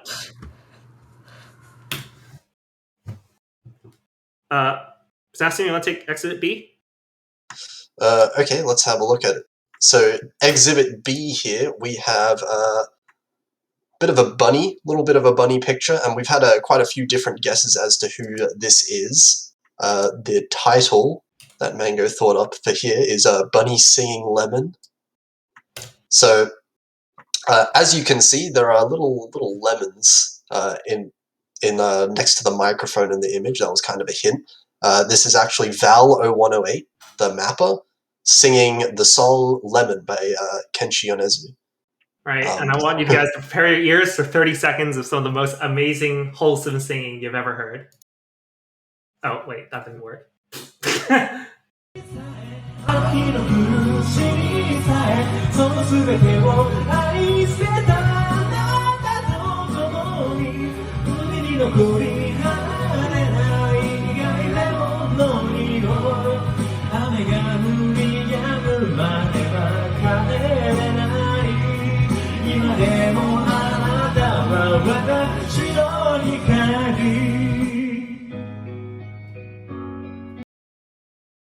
So this clip was originally posted on Twitter, and the bunny singing lemon part was pretty close to the actual Twitter caption.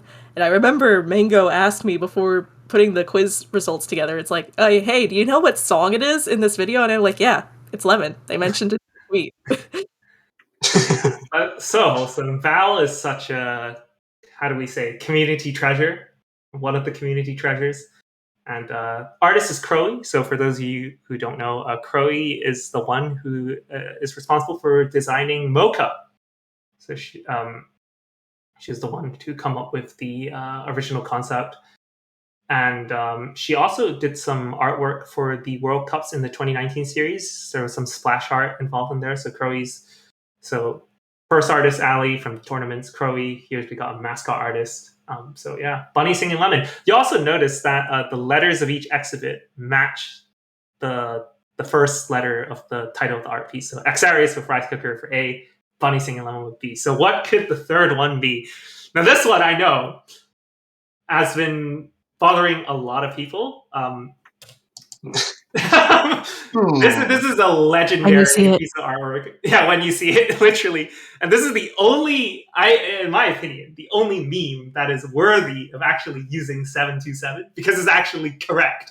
The correct usage of 727. Right? When you see it. This is Cookie Z versus Rafis. And the artist is the community favorite Tofu Mag. And the context is Cookie Z versus Rafis, the battle for #1. Now, before we play the video, just some context. Obviously, this is like Dio versus Jotaro, like drawn in the style of that, except it's Cookie Z in Saitama's uniform outfit, holding a CTL, whatever tablet Cookie Z uses. I'm sorry, I don't follow Cookie Z. And then we have Rafis in a Boros costume from One Punch Man, and in his left hand, he's holding a bottle of Supplico. So, this is the most beautiful image in the background of Blue Zenith. So, what is the context of this? Let's play this video.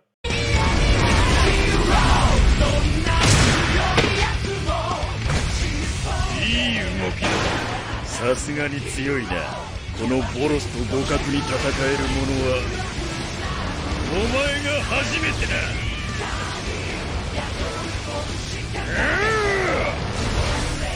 最大なエネルギーの放出。雑魚がこれに触れれば骨すら残らん。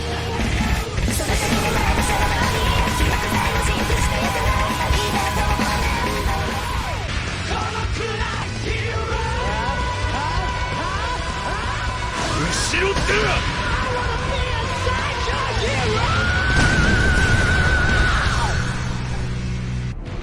元通りだ。それに対してお前は傷が増すばかり。体力も徐々に減っている。うるせえ。ペラペラペラペラと。もう終わりなのか。戦いは。Anyway, I'd love to watch the whole video, but we don't want the stream to last forever. And but honestly, videos back in this era, in the 2014, 2016 era, like people were making these videos. We don't see these videos anymore, and it's such a shame. I really wish we see a resurgence of these videos because I don't even know what to say. It's such a glorious time, and people were crazy. I remember videos of like Kurokono Basket or something like Angel Sim versus Cookie Z and all this sort of crazy stuff. We'll skip ahead to the relevant bit, but basically towards the end we have the bit where why is it blue Zenith?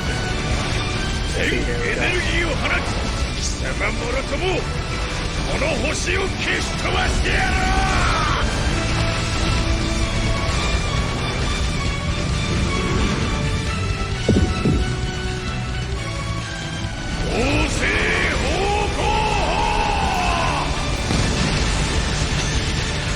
だったらこっちも切り札を使うぜ。必殺マジシリーズマジ殴り。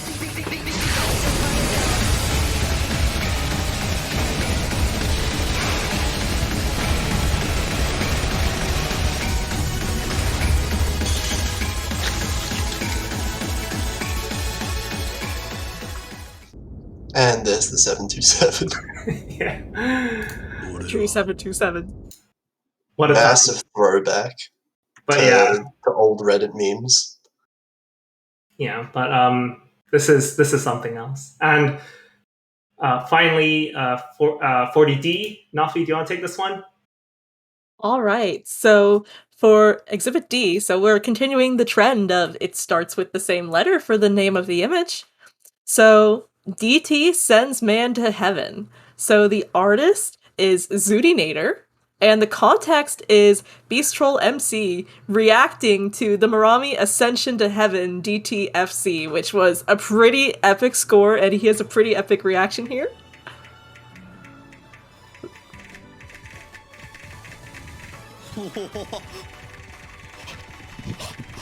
Look, here he goes. He's... Man, I worry about BTMC's heart, man. No! No! I'm noticing in the chat, people not knowing ZD can draw. No! No, no, no, no! No! No!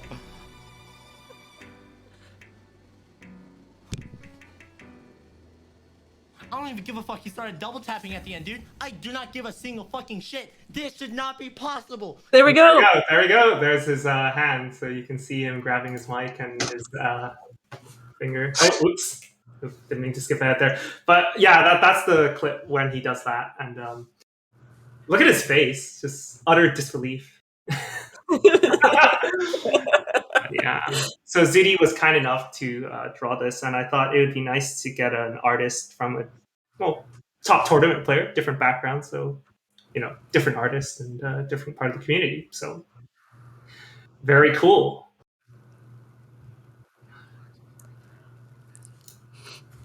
All right, 2 hours in, the final 10 questions. Now I should preface by saying that these questions were not meant to be answered, but somehow some of the top teams and were able to, actually answer these completely correctly. Prepare to have your mind opened and, extra. Yeah. And from the very first one. So this first question, which admittedly I wrote in a way to more like, well, let's just get on with it. So blue is an imposter. How can he make red look sus? God, I feel disgusting for reading that. And the answer is play any map in Taiko co-op mode with the Among Us Taiko skin and red combo color enabled. So the best way to explain this is just to show you the video and explain as it goes along.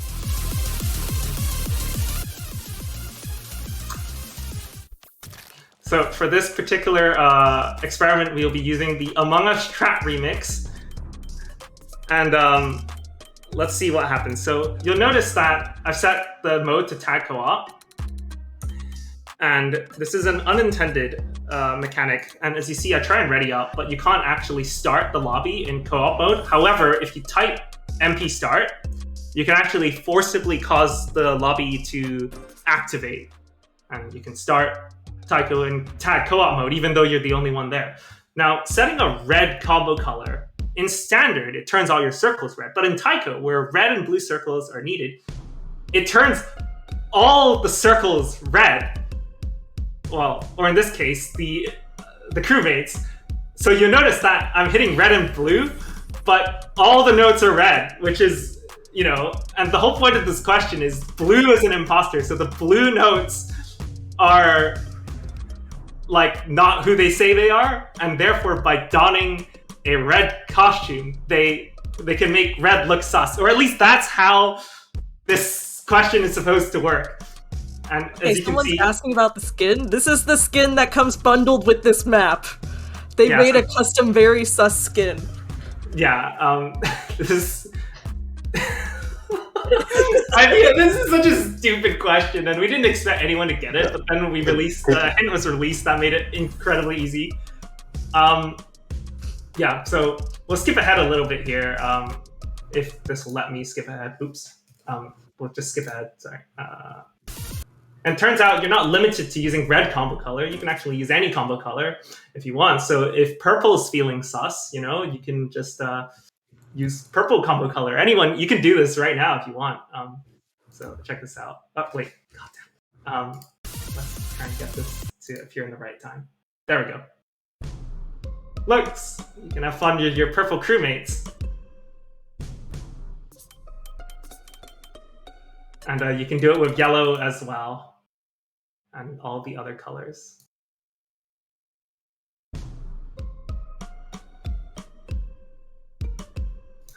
Honestly, when I saw this, I couldn't stop laughing for a good 10 minutes. It's the most ridiculous thing. The funniest thing you can do in Taiko, to be honest. But a bit of context, just a bit of history, but it's unclear when this thing was discovered possible. But it's no later than 2018, and people have been using co-op mode to play mode-specific maps. It has some very interesting behavior, and if you're interested, I can talk more about it after the stream. But yeah, so for something unintended, the mechanics actually work surprisingly well, and the players alternate between new combo. Obviously unintended in Taiko, because new combo isn't really relevant. But yeah, so that's how blue can make red look sus. Okay, so the next question here in the extra is, what theory about traction is slowly gaining traction in recent years? Regaining. Regaining, that is, yep. So this is a catch the beat question about W and S styles. So the context behind this is, in 2015, EO, who was formerly known as Z-Skill or Fantasy, was a former top US Osu Catch player that originally conceived the idea back in 2015 of W and S styles, which was somewhat of a meme very or loose, joke. as you know, so I'm very loose when I'm moving. See, I try to maximize a lot of movement when I'm moving, okay? Baddest, the guy who's specking me right now, has a W style. As you notice, see, Tutovis is also a W style. So you try to move, like, with the notes. You try to move like water, is what I like to call it. It's very flow-like. Snap style is like X-Gon's, mine, and a bunch of other people. That's a good example of it. Yeah. So as you can hear, W and S standing for water style and snap style. Right here, as you notice, you'll like directly go in between the notes. Like right here, he's doing W style, but he can switch because he's a hybrid. So basically, at the time it was created, it was like made as a meme or joke, right? W standing for like water style, like slippery flow and aim, whereas S is snappy with like extremely precise movement. But it's it's catch, you move left and right, right? So it was like a meme initially, and it was treated as such. But in as years passed, W and S styles has kind of stuck around, and in a more general sense, it's kind of actually picked up traction recently, and is treated somewhat seriously now. Yeah, it's just used as a way to describe the player's catcher movement. So like snappy aim or like smooth, like flowy aim, like is a thing in catch, but like it's used W style, he's S style, but like the whole there are a whole bunch of other things in the original meme video which is just completely made up and doesn't really make much sense. Like the fact that you're the way one of the claims was saying your W and S style is determined at birth and you cannot change or something, like some ludicrous claims. But I don't know it's about actually you, but that theory doesn't seem to hold much water. Oh, sorry. I think one of the teams put that in their answer, and I found it really funny. All right, rapidly moving on. All right, okay. So this one was actually somewhat generous with letting you know where to start. So question 43, which character is puzzlingly out of place in an Oriental Blossom? So this relates to the map Oriental Blossom. And the out of place character is Hibi. And you can see that it has some Japanese in its description there. And in the description, if you scrolled all the way down to the bottom, they would be mentioning, yeah, this storyboard has a puzzle inside. So it was made with its own custom storyboard for the catch map here. And it had some kind of hidden Easter eggs, one of which would each lead to the next. And this is a really tough puzzle. The mapper had a separate person doing the storyboard, and then the mapper put the puzzle in. And they gave this out to the storyboard server and everything, and they were like, oh yeah, nobody solved this yet. So, kind of this idea here is Mango had to get someone to help him solve it, okay? And that was quite something. They were quite smart. The main idea is they would have hidden elements, hidden materials inside of the storyboard code, and like a hidden unused image or text that was set to invisible, but if you changed it the correct way, you would be able to read the message. So after you get the color code, search for it in the storyboard file, you'll find all the objects, and then you change them to actually be visible by changing some of the timing points in the map so that you could actually go in and read the full message, which you're going to see up on the screen in just a second here. So this message wouldn't normally be visible in the storyboard at all. You'd have to change it to find it. And if you go through the unused message, oh my god. This is malfunctioning my brain. It would mention the unused file, and so the unused file, it would never appear in the map, and it had transparency, and hidden in the transparency was the color codes, which led to ASII codes, which led to the alphabet, which would find out about thunders, and then you'll find some thunders in the storyboard, and then if you go through with those thunders, you can find out the kana symbols in Japanese, which is similar to what's in the description. And then if you take out the symbols compared to what's in the description, you'd be left with just Hibi left over. So this is the final answer to the puzzle. It was finally solved after 1 billion years, and one of the teams actually got this. Yeah, I have no idea how they did it, but they solved it somehow. Back in the day, I tried to solve this myself, and I actually skipped a few steps, but I never did figure out the final answer. Okay, technically, the team didn't solve it. What they did was they got to a step in the puzzle, and they're like, we half solved it, and then they just looked everywhere else in the storyboard, and they found a new thing. It's like, hey, this is the next part. And they solved half of it, and then they moved on to the next thing. And they didn't actually do the puzzle, but they got to the answer eventually. which was Eventually, yeah. yeah. So the counts kind of. So this is hidden in a ranked map. No, and nobody found it when it was qualified, and it's ranked like that to this day. Yeah, this we didn't expect anyone to do this, but they got it somehow. I don't know. All right, question 44. This is one of my favorite questions, although I should have reworded it slightly better because no one got it. So, following a 2-year flight, how many cups of glop did we go through to arrive at a donut? And the answer is 5 cups. Okay, so why is it 5 cups? Well, this is a question about fonts used in the World Cup. So here are the banners for OWCs 27 to 19. So it's OWC 2017, 18, and 19. Each year, the World Cup design changes, as you know, for those regular viewers. And between the years of 17 to 19, the font changed each year.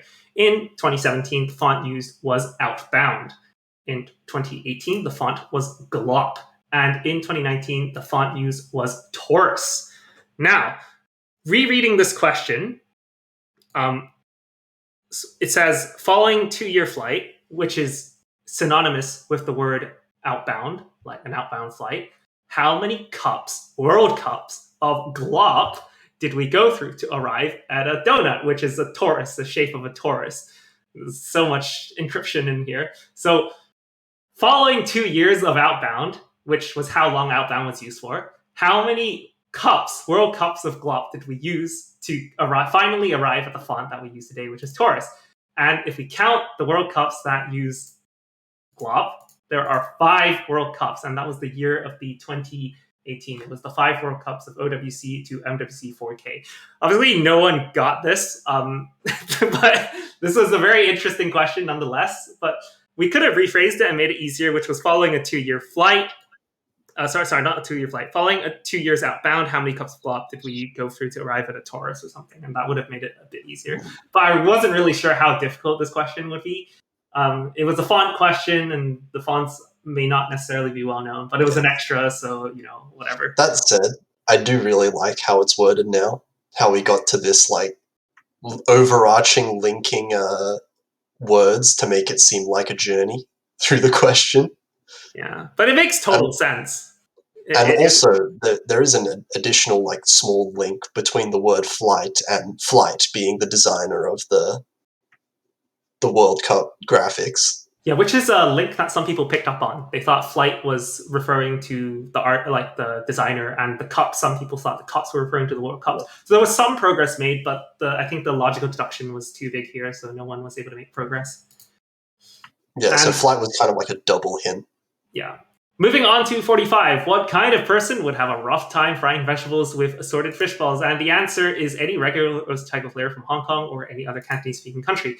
Now, this is a question about Cantonese slang. So, finally, the mystery is revealed. So, what is frying vegetables? So, frying vegetables is pronounced cao chai in Cantonese, and it is slang for single tapping, as this demonstrated in this incredibly appropriate GIF where you can see he's frying, it's probably not vegetables, but he's doing things with one hand.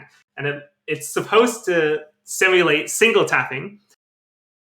And fish balls, or yudan, in Cantonese refers to streams. As you can see in Hong Kong or sort of Southeast countries, fish balls are normally sold on skewers, and they look like taiko notes. Hence the slang fish balls being used to substitute for streams.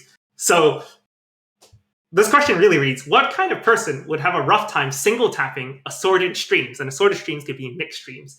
And so the answer is, well, pretty much any regular taiko player would not like to single tap regular streams, because it's just, if you single tap like a mixed stream, it's just going to be a recipe for disaster. And when we say regular, we mean no rolling, because a rolling player would be able to hit the streams for those taiko players out there. It's more the traditional alternating players. So, so this is the question. So, yeah. Now I'm hungry. We're almost there. There's only 5 more questions. Okay, so we move on to question 46 here, one that no one got, of course. So, How was an entire game mode robbed of an advantage they never even knew they had? So this was an evil, evil question of trivia that essentially doesn't exist. So this is the story about Osumania Score V1 Mod Divider. So if you were to go on to the Osumania score section of the wiki, you'll see this page that kind of details how Score V1 is calculated, basically, all of these variables involved. And if you zoom in a little bit, you can see that there is one variable called Mod Divider. Now, Mod Divider is applied to the mods Hard Rock, Double Time, Nightcore, Fade-In, Hidden, and Flashlight. And essentially, what it does is that for all of these mods, if you get a bad judgment, having one of these mods on makes it so that you are penalized less. So there is somewhat of a running multiplier in Score V1, and if you were to get a bad judgment, the multiplier would decrease. So if you have Hidden on, for example, hitting a note badly would actually have a lower penalty than if you didn't have any mods on at all. So it is an advantage directly for Hidden and Flashlight players, for instance. However, the actual impact of it is so ridiculously small, it actually turns out to be about 100 to 200 points from the scores that we tested. So it's virtually impossible to actually notice by yourself. And if I could interject there, and because it's so hard to notice, in Mania, it's pretty much considered an accepted fact that mods don't affect scoring in any way, right? It's widely accepted that mods don't have an effect on scoring. But according to the wiki page, it should do. Yep. So let's test that theory, shall we? So we did test it, and there is more to this story, by the way. So let's test it here. We have a current client, and to test this, you have to hit specific notes in a specific order as well. Your judgments have to be exactly the same and in the exact same order to be able to prove the existence of Mod Divider. So if you look here, Mango has played the same map twice with the exact same hit judgments in the same order, getting 200s there to lower the running multiplier, and both scores here are exactly the same. So, that is concerning, because the wiki page says that they should be different. So we have found that in the current day, Mod Divider does not actually apply. In fact, it hasn't existed for over 5 years, because I dug out the stable fallback client and we tested the exact same thing.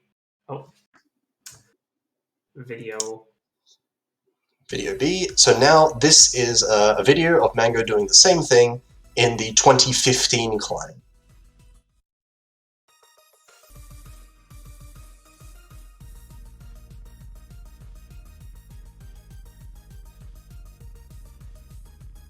So here, this is no mod. Remember the score, 587 at the end.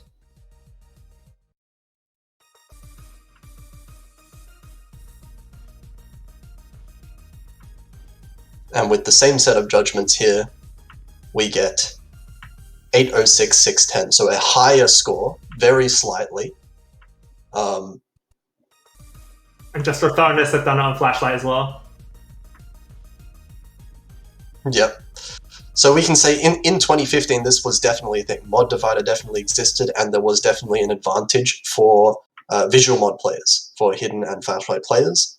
But if you were to look at scores, you can actually view scores on the leaderboards. And if you view scores on the leaderboards earlier than around the middle of 2016, all of those scores will have a different leaderboard score than what your replay tells you it should be, because of the removal of the functionality of Mod Divider in current client. So the exact date of when this happened was around when Score V2 was introduced for Mania, which appears to have broken Score V1, despite there not being any official update to the Score V1 system. So obviously no one actually found the answer to this question, because It didn't exist. Mango and I found it ourselves in the creation of this. We didn't actually expect anyone to get this, but we needed a hard Mania question, so this was it. Yep. Some important things to know. So basically, to summarize, everyone assumed mods didn't have an effect, but it turns out mods should have an effect, but actually they don't. Yeah. Not anymore. That's the story. And what's really puzzling, actually, or what's really interesting is that if you recall, stable fallback wasn't discontinued from submitting scores until like in 2018 or something, or 2019. So there was a period of time when you could actually get higher, not higher scores, but less penalized scores by playing on stable fallback compared to stable. You could get higher modded scores, which was a bit of a advantage. Yep. And it was like a 2-year window when you could do this. But now stable fallback no longer submits scores and it's no longer supported. So you cannot exploit this anymore. So this is sort of a dead exploit, if you will. Just to clarify from the question in chat, this was not removed intentionally. Yeah, it wasn't. It just happened and no one noticed because it was happened. So small. It happened in 2016. It was so small, no one noticed, and it remained unfunctional for 5 years.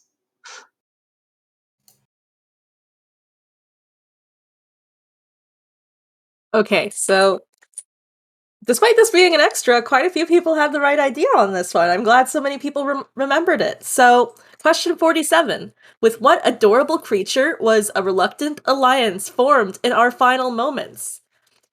So, the answer is Diva Bunny. So, this question refers to Our Place. So, Our Place was an April Fool's Reddit experiment in 2017, where users could place a single pixel on a canvas that's like 1000 by 1000 every 5 minutes. Sometimes they changed it like 30 minutes, but anyways, every 5 minutes. So communities quickly coordinated efforts, and our OS game was no exception. OS was infamous in the event for occupying a large area near the bottom of the canvas, and this drew the ire of the entire world of Reddit. So some notable factions included Tyler1 and The Void, who sought to destroy it. So there was a whole dedicated Discord server for this, where there was a legendary pep talk that was like actual motivational speaking at its finest. You can find YouTube videos of this online that like motivated like dozens and dozens of people, maybe 100 plus people at once. And OS was initially uncompromising to give up our space, to give up our circle, to give up our big pink zone, and we came back from the brink many times. But towards the end of the event, like it was 3-4 days long, we did form alliances, such as with RSAO and the original Overwatch community. So sometime during the second day, they had painted a Diva Bunny, and we took over their space, and then they started painting it back.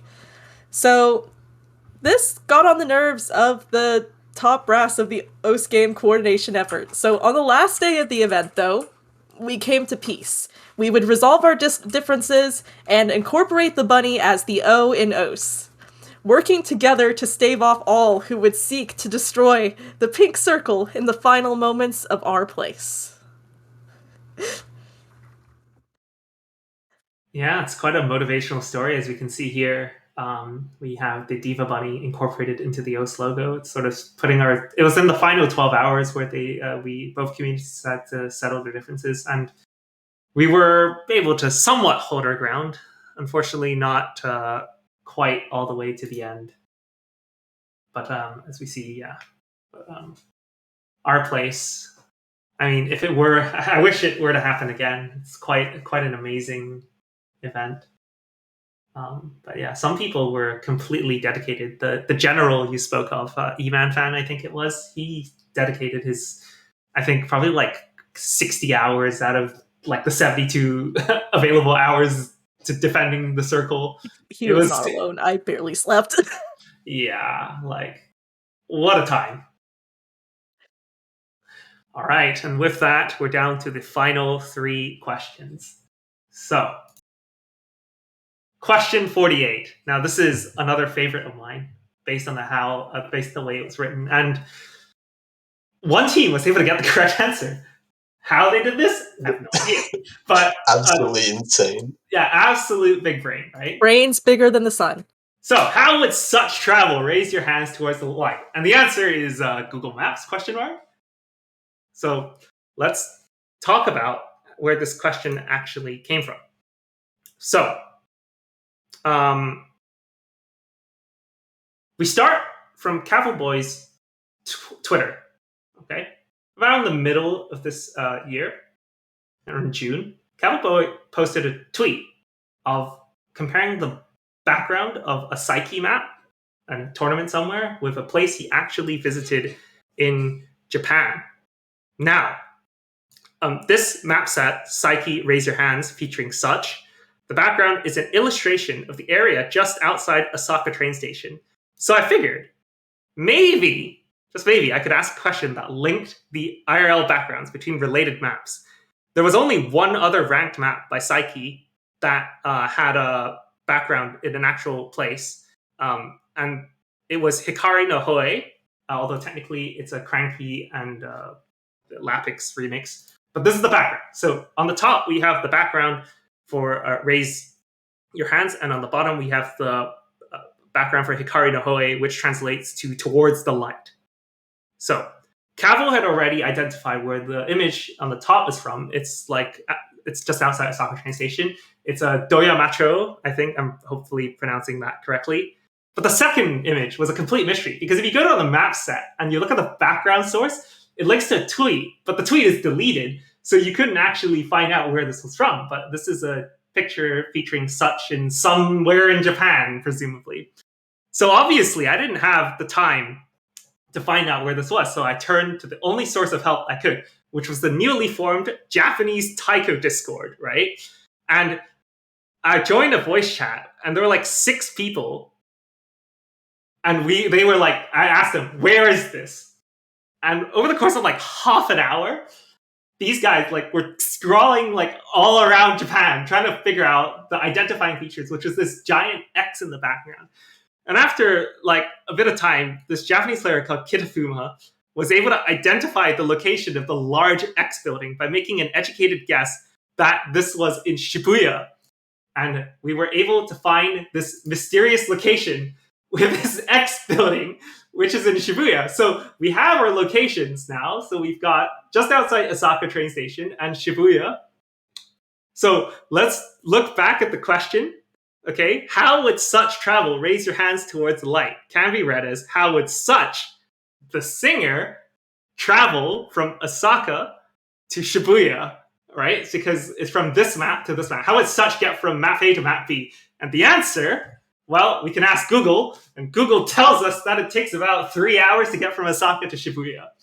And that's the answer, by rail or something. I don't know. This was such a ridiculous question, but I'm really happy with how it turned out. It's so stupid, though. It's so funny. It's so funny, but obviously, I was like, there's no way anyone gets this. But this team, it's like, oh, it's Such, it's the singer. Oh, raise your hand, that's a map towards the light of Hikari no Hoe. And then they just put 2 and 2 together. I'm like, what the heck is this big brain team? By far, one of the most impressive things that any team did was to solve this. This was one of the questions. We were thinking which question would be the most unsolvable. This was one of them that we were thinking before would be completely impossible to solve. All right, and that's question 48. I had a really good time trying to come up with this one, and very glad to see that people actually made significant progress. And moving on to question 49, we have a repeat from previous years, which is last year we had a calculation question about the angular momentum of the Earth. And likewise, question 49 this year is again a calculation question, which is stating your assumptions clearly determine the minimum number of scores needed to reach 10 kpp on the OS game mode, specifically OS standard game mode. Otherwise, I would have put something else.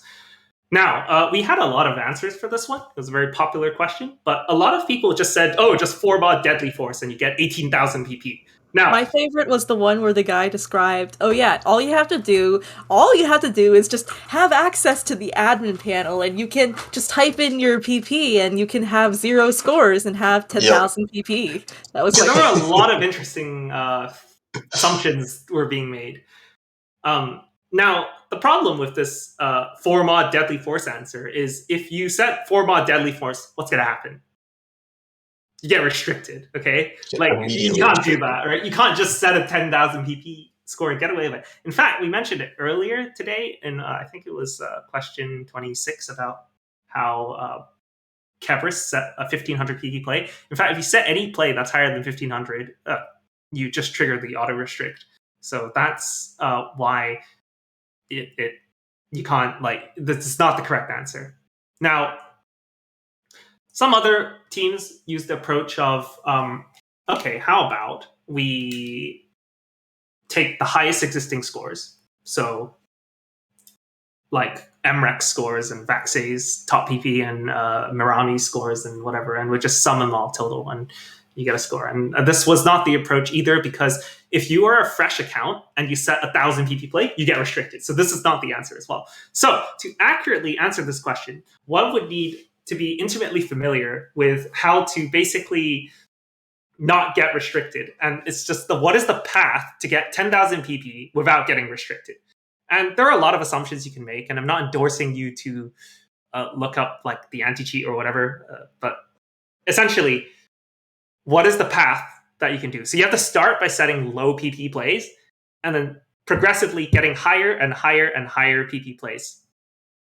And so, and effectively, currently, you can calculate, at least according to my assumptions, somewhere about 16 scores. So that was the intended purpose. It doesn't actually matter. It didn't actually matter what your assumptions were, as long as it was under this idea of you needed to set scores in such a way that you wouldn't, get banned, essentially. So that was the principle behind this question.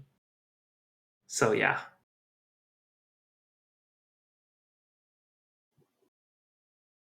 Yep. So that's 16. So that's question 49. So what are your thoughts?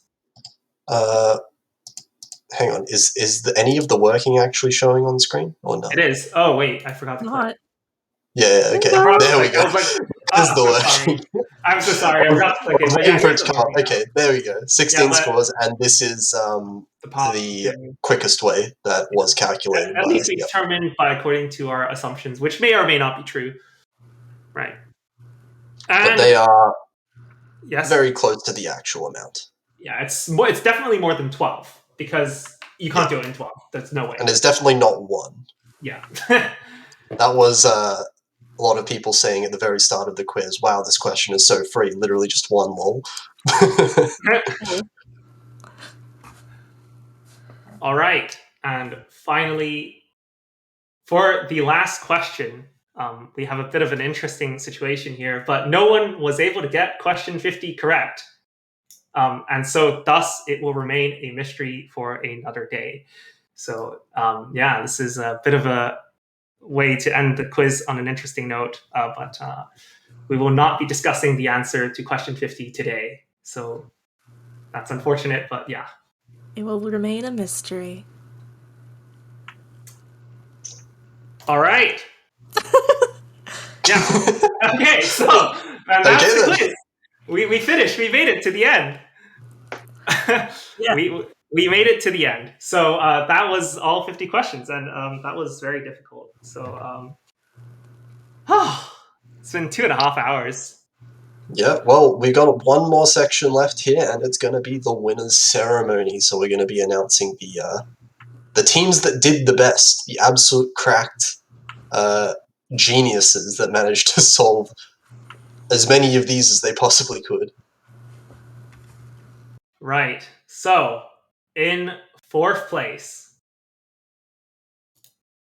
with a grand total of 40 out of 150, which doesn't sound impressive, but it was just one guy, Ken, solo player. Team members Ken. Right? Just playing on his own. This was insane. Yeah, this was insane. The fact that he was able to come 4th on his own, just missing out on the podium. Ken was able to come 4th place on his own with 40 out of 150 points. So that's like, what the heck? So well done to Ken. And there were like around 50 teams as well. So to get 4th out of 50 teams on a solo team and get 40 out of 50, like one of the most impressive, like single people in the entire event. Yeah, he got some questions no one else did. As a catch player, he was able to get 42 right as well, like the WNS Styles one. And so he definitely put in a lot of work. All right. In 3rd place, with a grand total of 50 out of 150 points, we have Sleep Squad. Sleep Squad, let's go. This is the GMT team. This is the GMT team, right? So Sleep Squad is made by the GMT Civil Oath, Deadbeat, and Ztrot. And Puff might as well be a GMT. He moderates OS Live. So yeah, they did very well. They, being all GMT, they had very far-reaching connections, and they were able to get a lot of the information about the questions. And although I think Ztrot was incredibly busy, so he wasn't able to contribute as much as he could have, because this team didn't actually get the Ztrot question right, which was very funny, I thought. But yeah. Unfortunate, but still really good. Literally had the answer in the team and didn't get the answer. Like, what is this? But that would not have mattered, because in 2nd place, well, before we reveal who comes 2nd, let's just say that determining 2nd and 1st place was the most stress-inducing thing. Yeah. Because I had gone through an initial pass of the questions, and the top 2 teams were so far ahead of everyone else, but I didn't thought it possible, because when I actually tallied the scores together, it was literally a tie. It was a tie, and we needed a winner. So I enlisted the help of some of my helpers, and we all subjectively marked the sheets, because a lot of the partial credits were deemed to be based on how funny or accurate the answers were. So in 2nd place, after much deliberation and averaging the scores of like 3 different markers, with a grand total of 81 out of 150 points. This is like 31 points above 3rd place. Like, what the heck? We have Untouchable Epic Fail Crew 9000 Nightmare Core Mix. This is the super team consisting of 1103 as team captain, Galactic Light N, who were present in last year's winning team, joining forces with the 3rd place team of last year, Beat 43210, and Backfire. So that's absolutely crazy. The fact that they got such a high score out of more than half. Wait, did Backfire get the Backfire question? Yeah, Backfire got the Backfire question. So they succeeded where Ztrot failed. And all the team members here are known to be extremely resourceful, as was demonstrated in last year's quiz. And this year, they expressed that this year's was significantly harder, but they rose up to the challenge and were able to do extremely well, far above all other teams, with the exception of the final team, that is in 1st place for a grand total of 83 out of 150 points. So just by 2 points, we have the OS Trivium Quiz 2021 winner, Squidballs, Team Squidballs, what a name. And this is the team members Squidstain, Coda Zen, Auto Fanboy, and CDH. This team was something else. They were insane, yeah. They were insane. They were the team to solve question 43. They were the storyboard puzzle. They were the team that solved question 48, which was the Google Maps question. They had so many interesting insights. And you know what's the scariest part of this team? This team, none of the team members know each other. This was a looking for team. Squidstain comes back from last year having placed 4th in Trivium 2020. I want to play again. And then he goes to like the looking for channel. It's like, hey, anyone want to join my team? And he just picks up 3 random people. And then this is like the super team. Like just 4 random people who've never really spoken to each other before, joining forces, covering a very diverse range, and they just gelled well. They were extremely lucky to have this team banded together, and everyone pulled their weight. Like It's just everyone the perfect made mix. it's like the perfect mix. Like I don't even worked know. in their favor because they weren't friends before because they were in completely different parts of the community, which meant that they had knowledge from everywhere. Yeah, that's one of the theories. But yeah, and with the first place title, first place prize comes also with a title, an annual recurring title, and that is the Osh Trivium Quiz 2021 champion. I believe that's what the title is anyway. It's similar to the it's similar to the World Cup ones. So yeah, congratulations to Team Squidballs for coming first in this ridiculously difficult quiz event. Yeah, both of the top 2 teams actually were like so ridiculously strong, and it took a very, very long time to separate the two. Yeah, it took like 2-3 days to get. Like it was honestly, we had to decide on the winner. Yeah, we had 4 individual people go through and mark them, and obviously with a lot of subjectivity and like questions where half marks would be awarded, like partial credit, and some answers that were different to the intended answer, but still were interesting. It still made sense with the way the question was written in particular. Yeah. But we're not done yet because the 0th place, guys. The plot twist. 0th place. 0th place with a grand total of 84 points is everyone else and Ken. Because without Ken, they'd be at 78, I think. But out of the top 3, so if you ignore the top 3 teams, the collective progress score was 84, which just shows how dominant some of the top 3 teams were. Because, essentially, the top 3 teams got a whole 20 something points above as we'll see later in the final progress check. But yeah, so grand total of 84 points, just 1 point ahead of everyone else. So, yep. That's approximately 47 teams. Yeah, so the collective of these dozens of people performed a little bit better than the number 1 team. Congratulations to everyone. Thank you for playing. And yeah, absolutely. It was great to see all of you work together and try and find answers. I know some teams had difficulties and some teams had more difficulties than others. But I'd like to think that every team had fun at the end of the day and joining us on the showcase today and finally figuring out having your questions answered at the end of this almost 3-hour long stream now. Yep. With that, we come to the penultimate slide of this scuffed PowerPoint presentation. It's not even PowerPoint, it's Google Slides. So some progress statistics. So this year, all teams collectively scored 111.5 points out of 150 if everyone joined forces.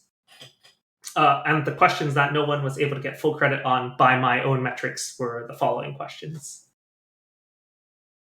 Just for reference. It's just a few statistics. Yeah. And with that, we're done. That's all, folks. And see you next time. See you next year.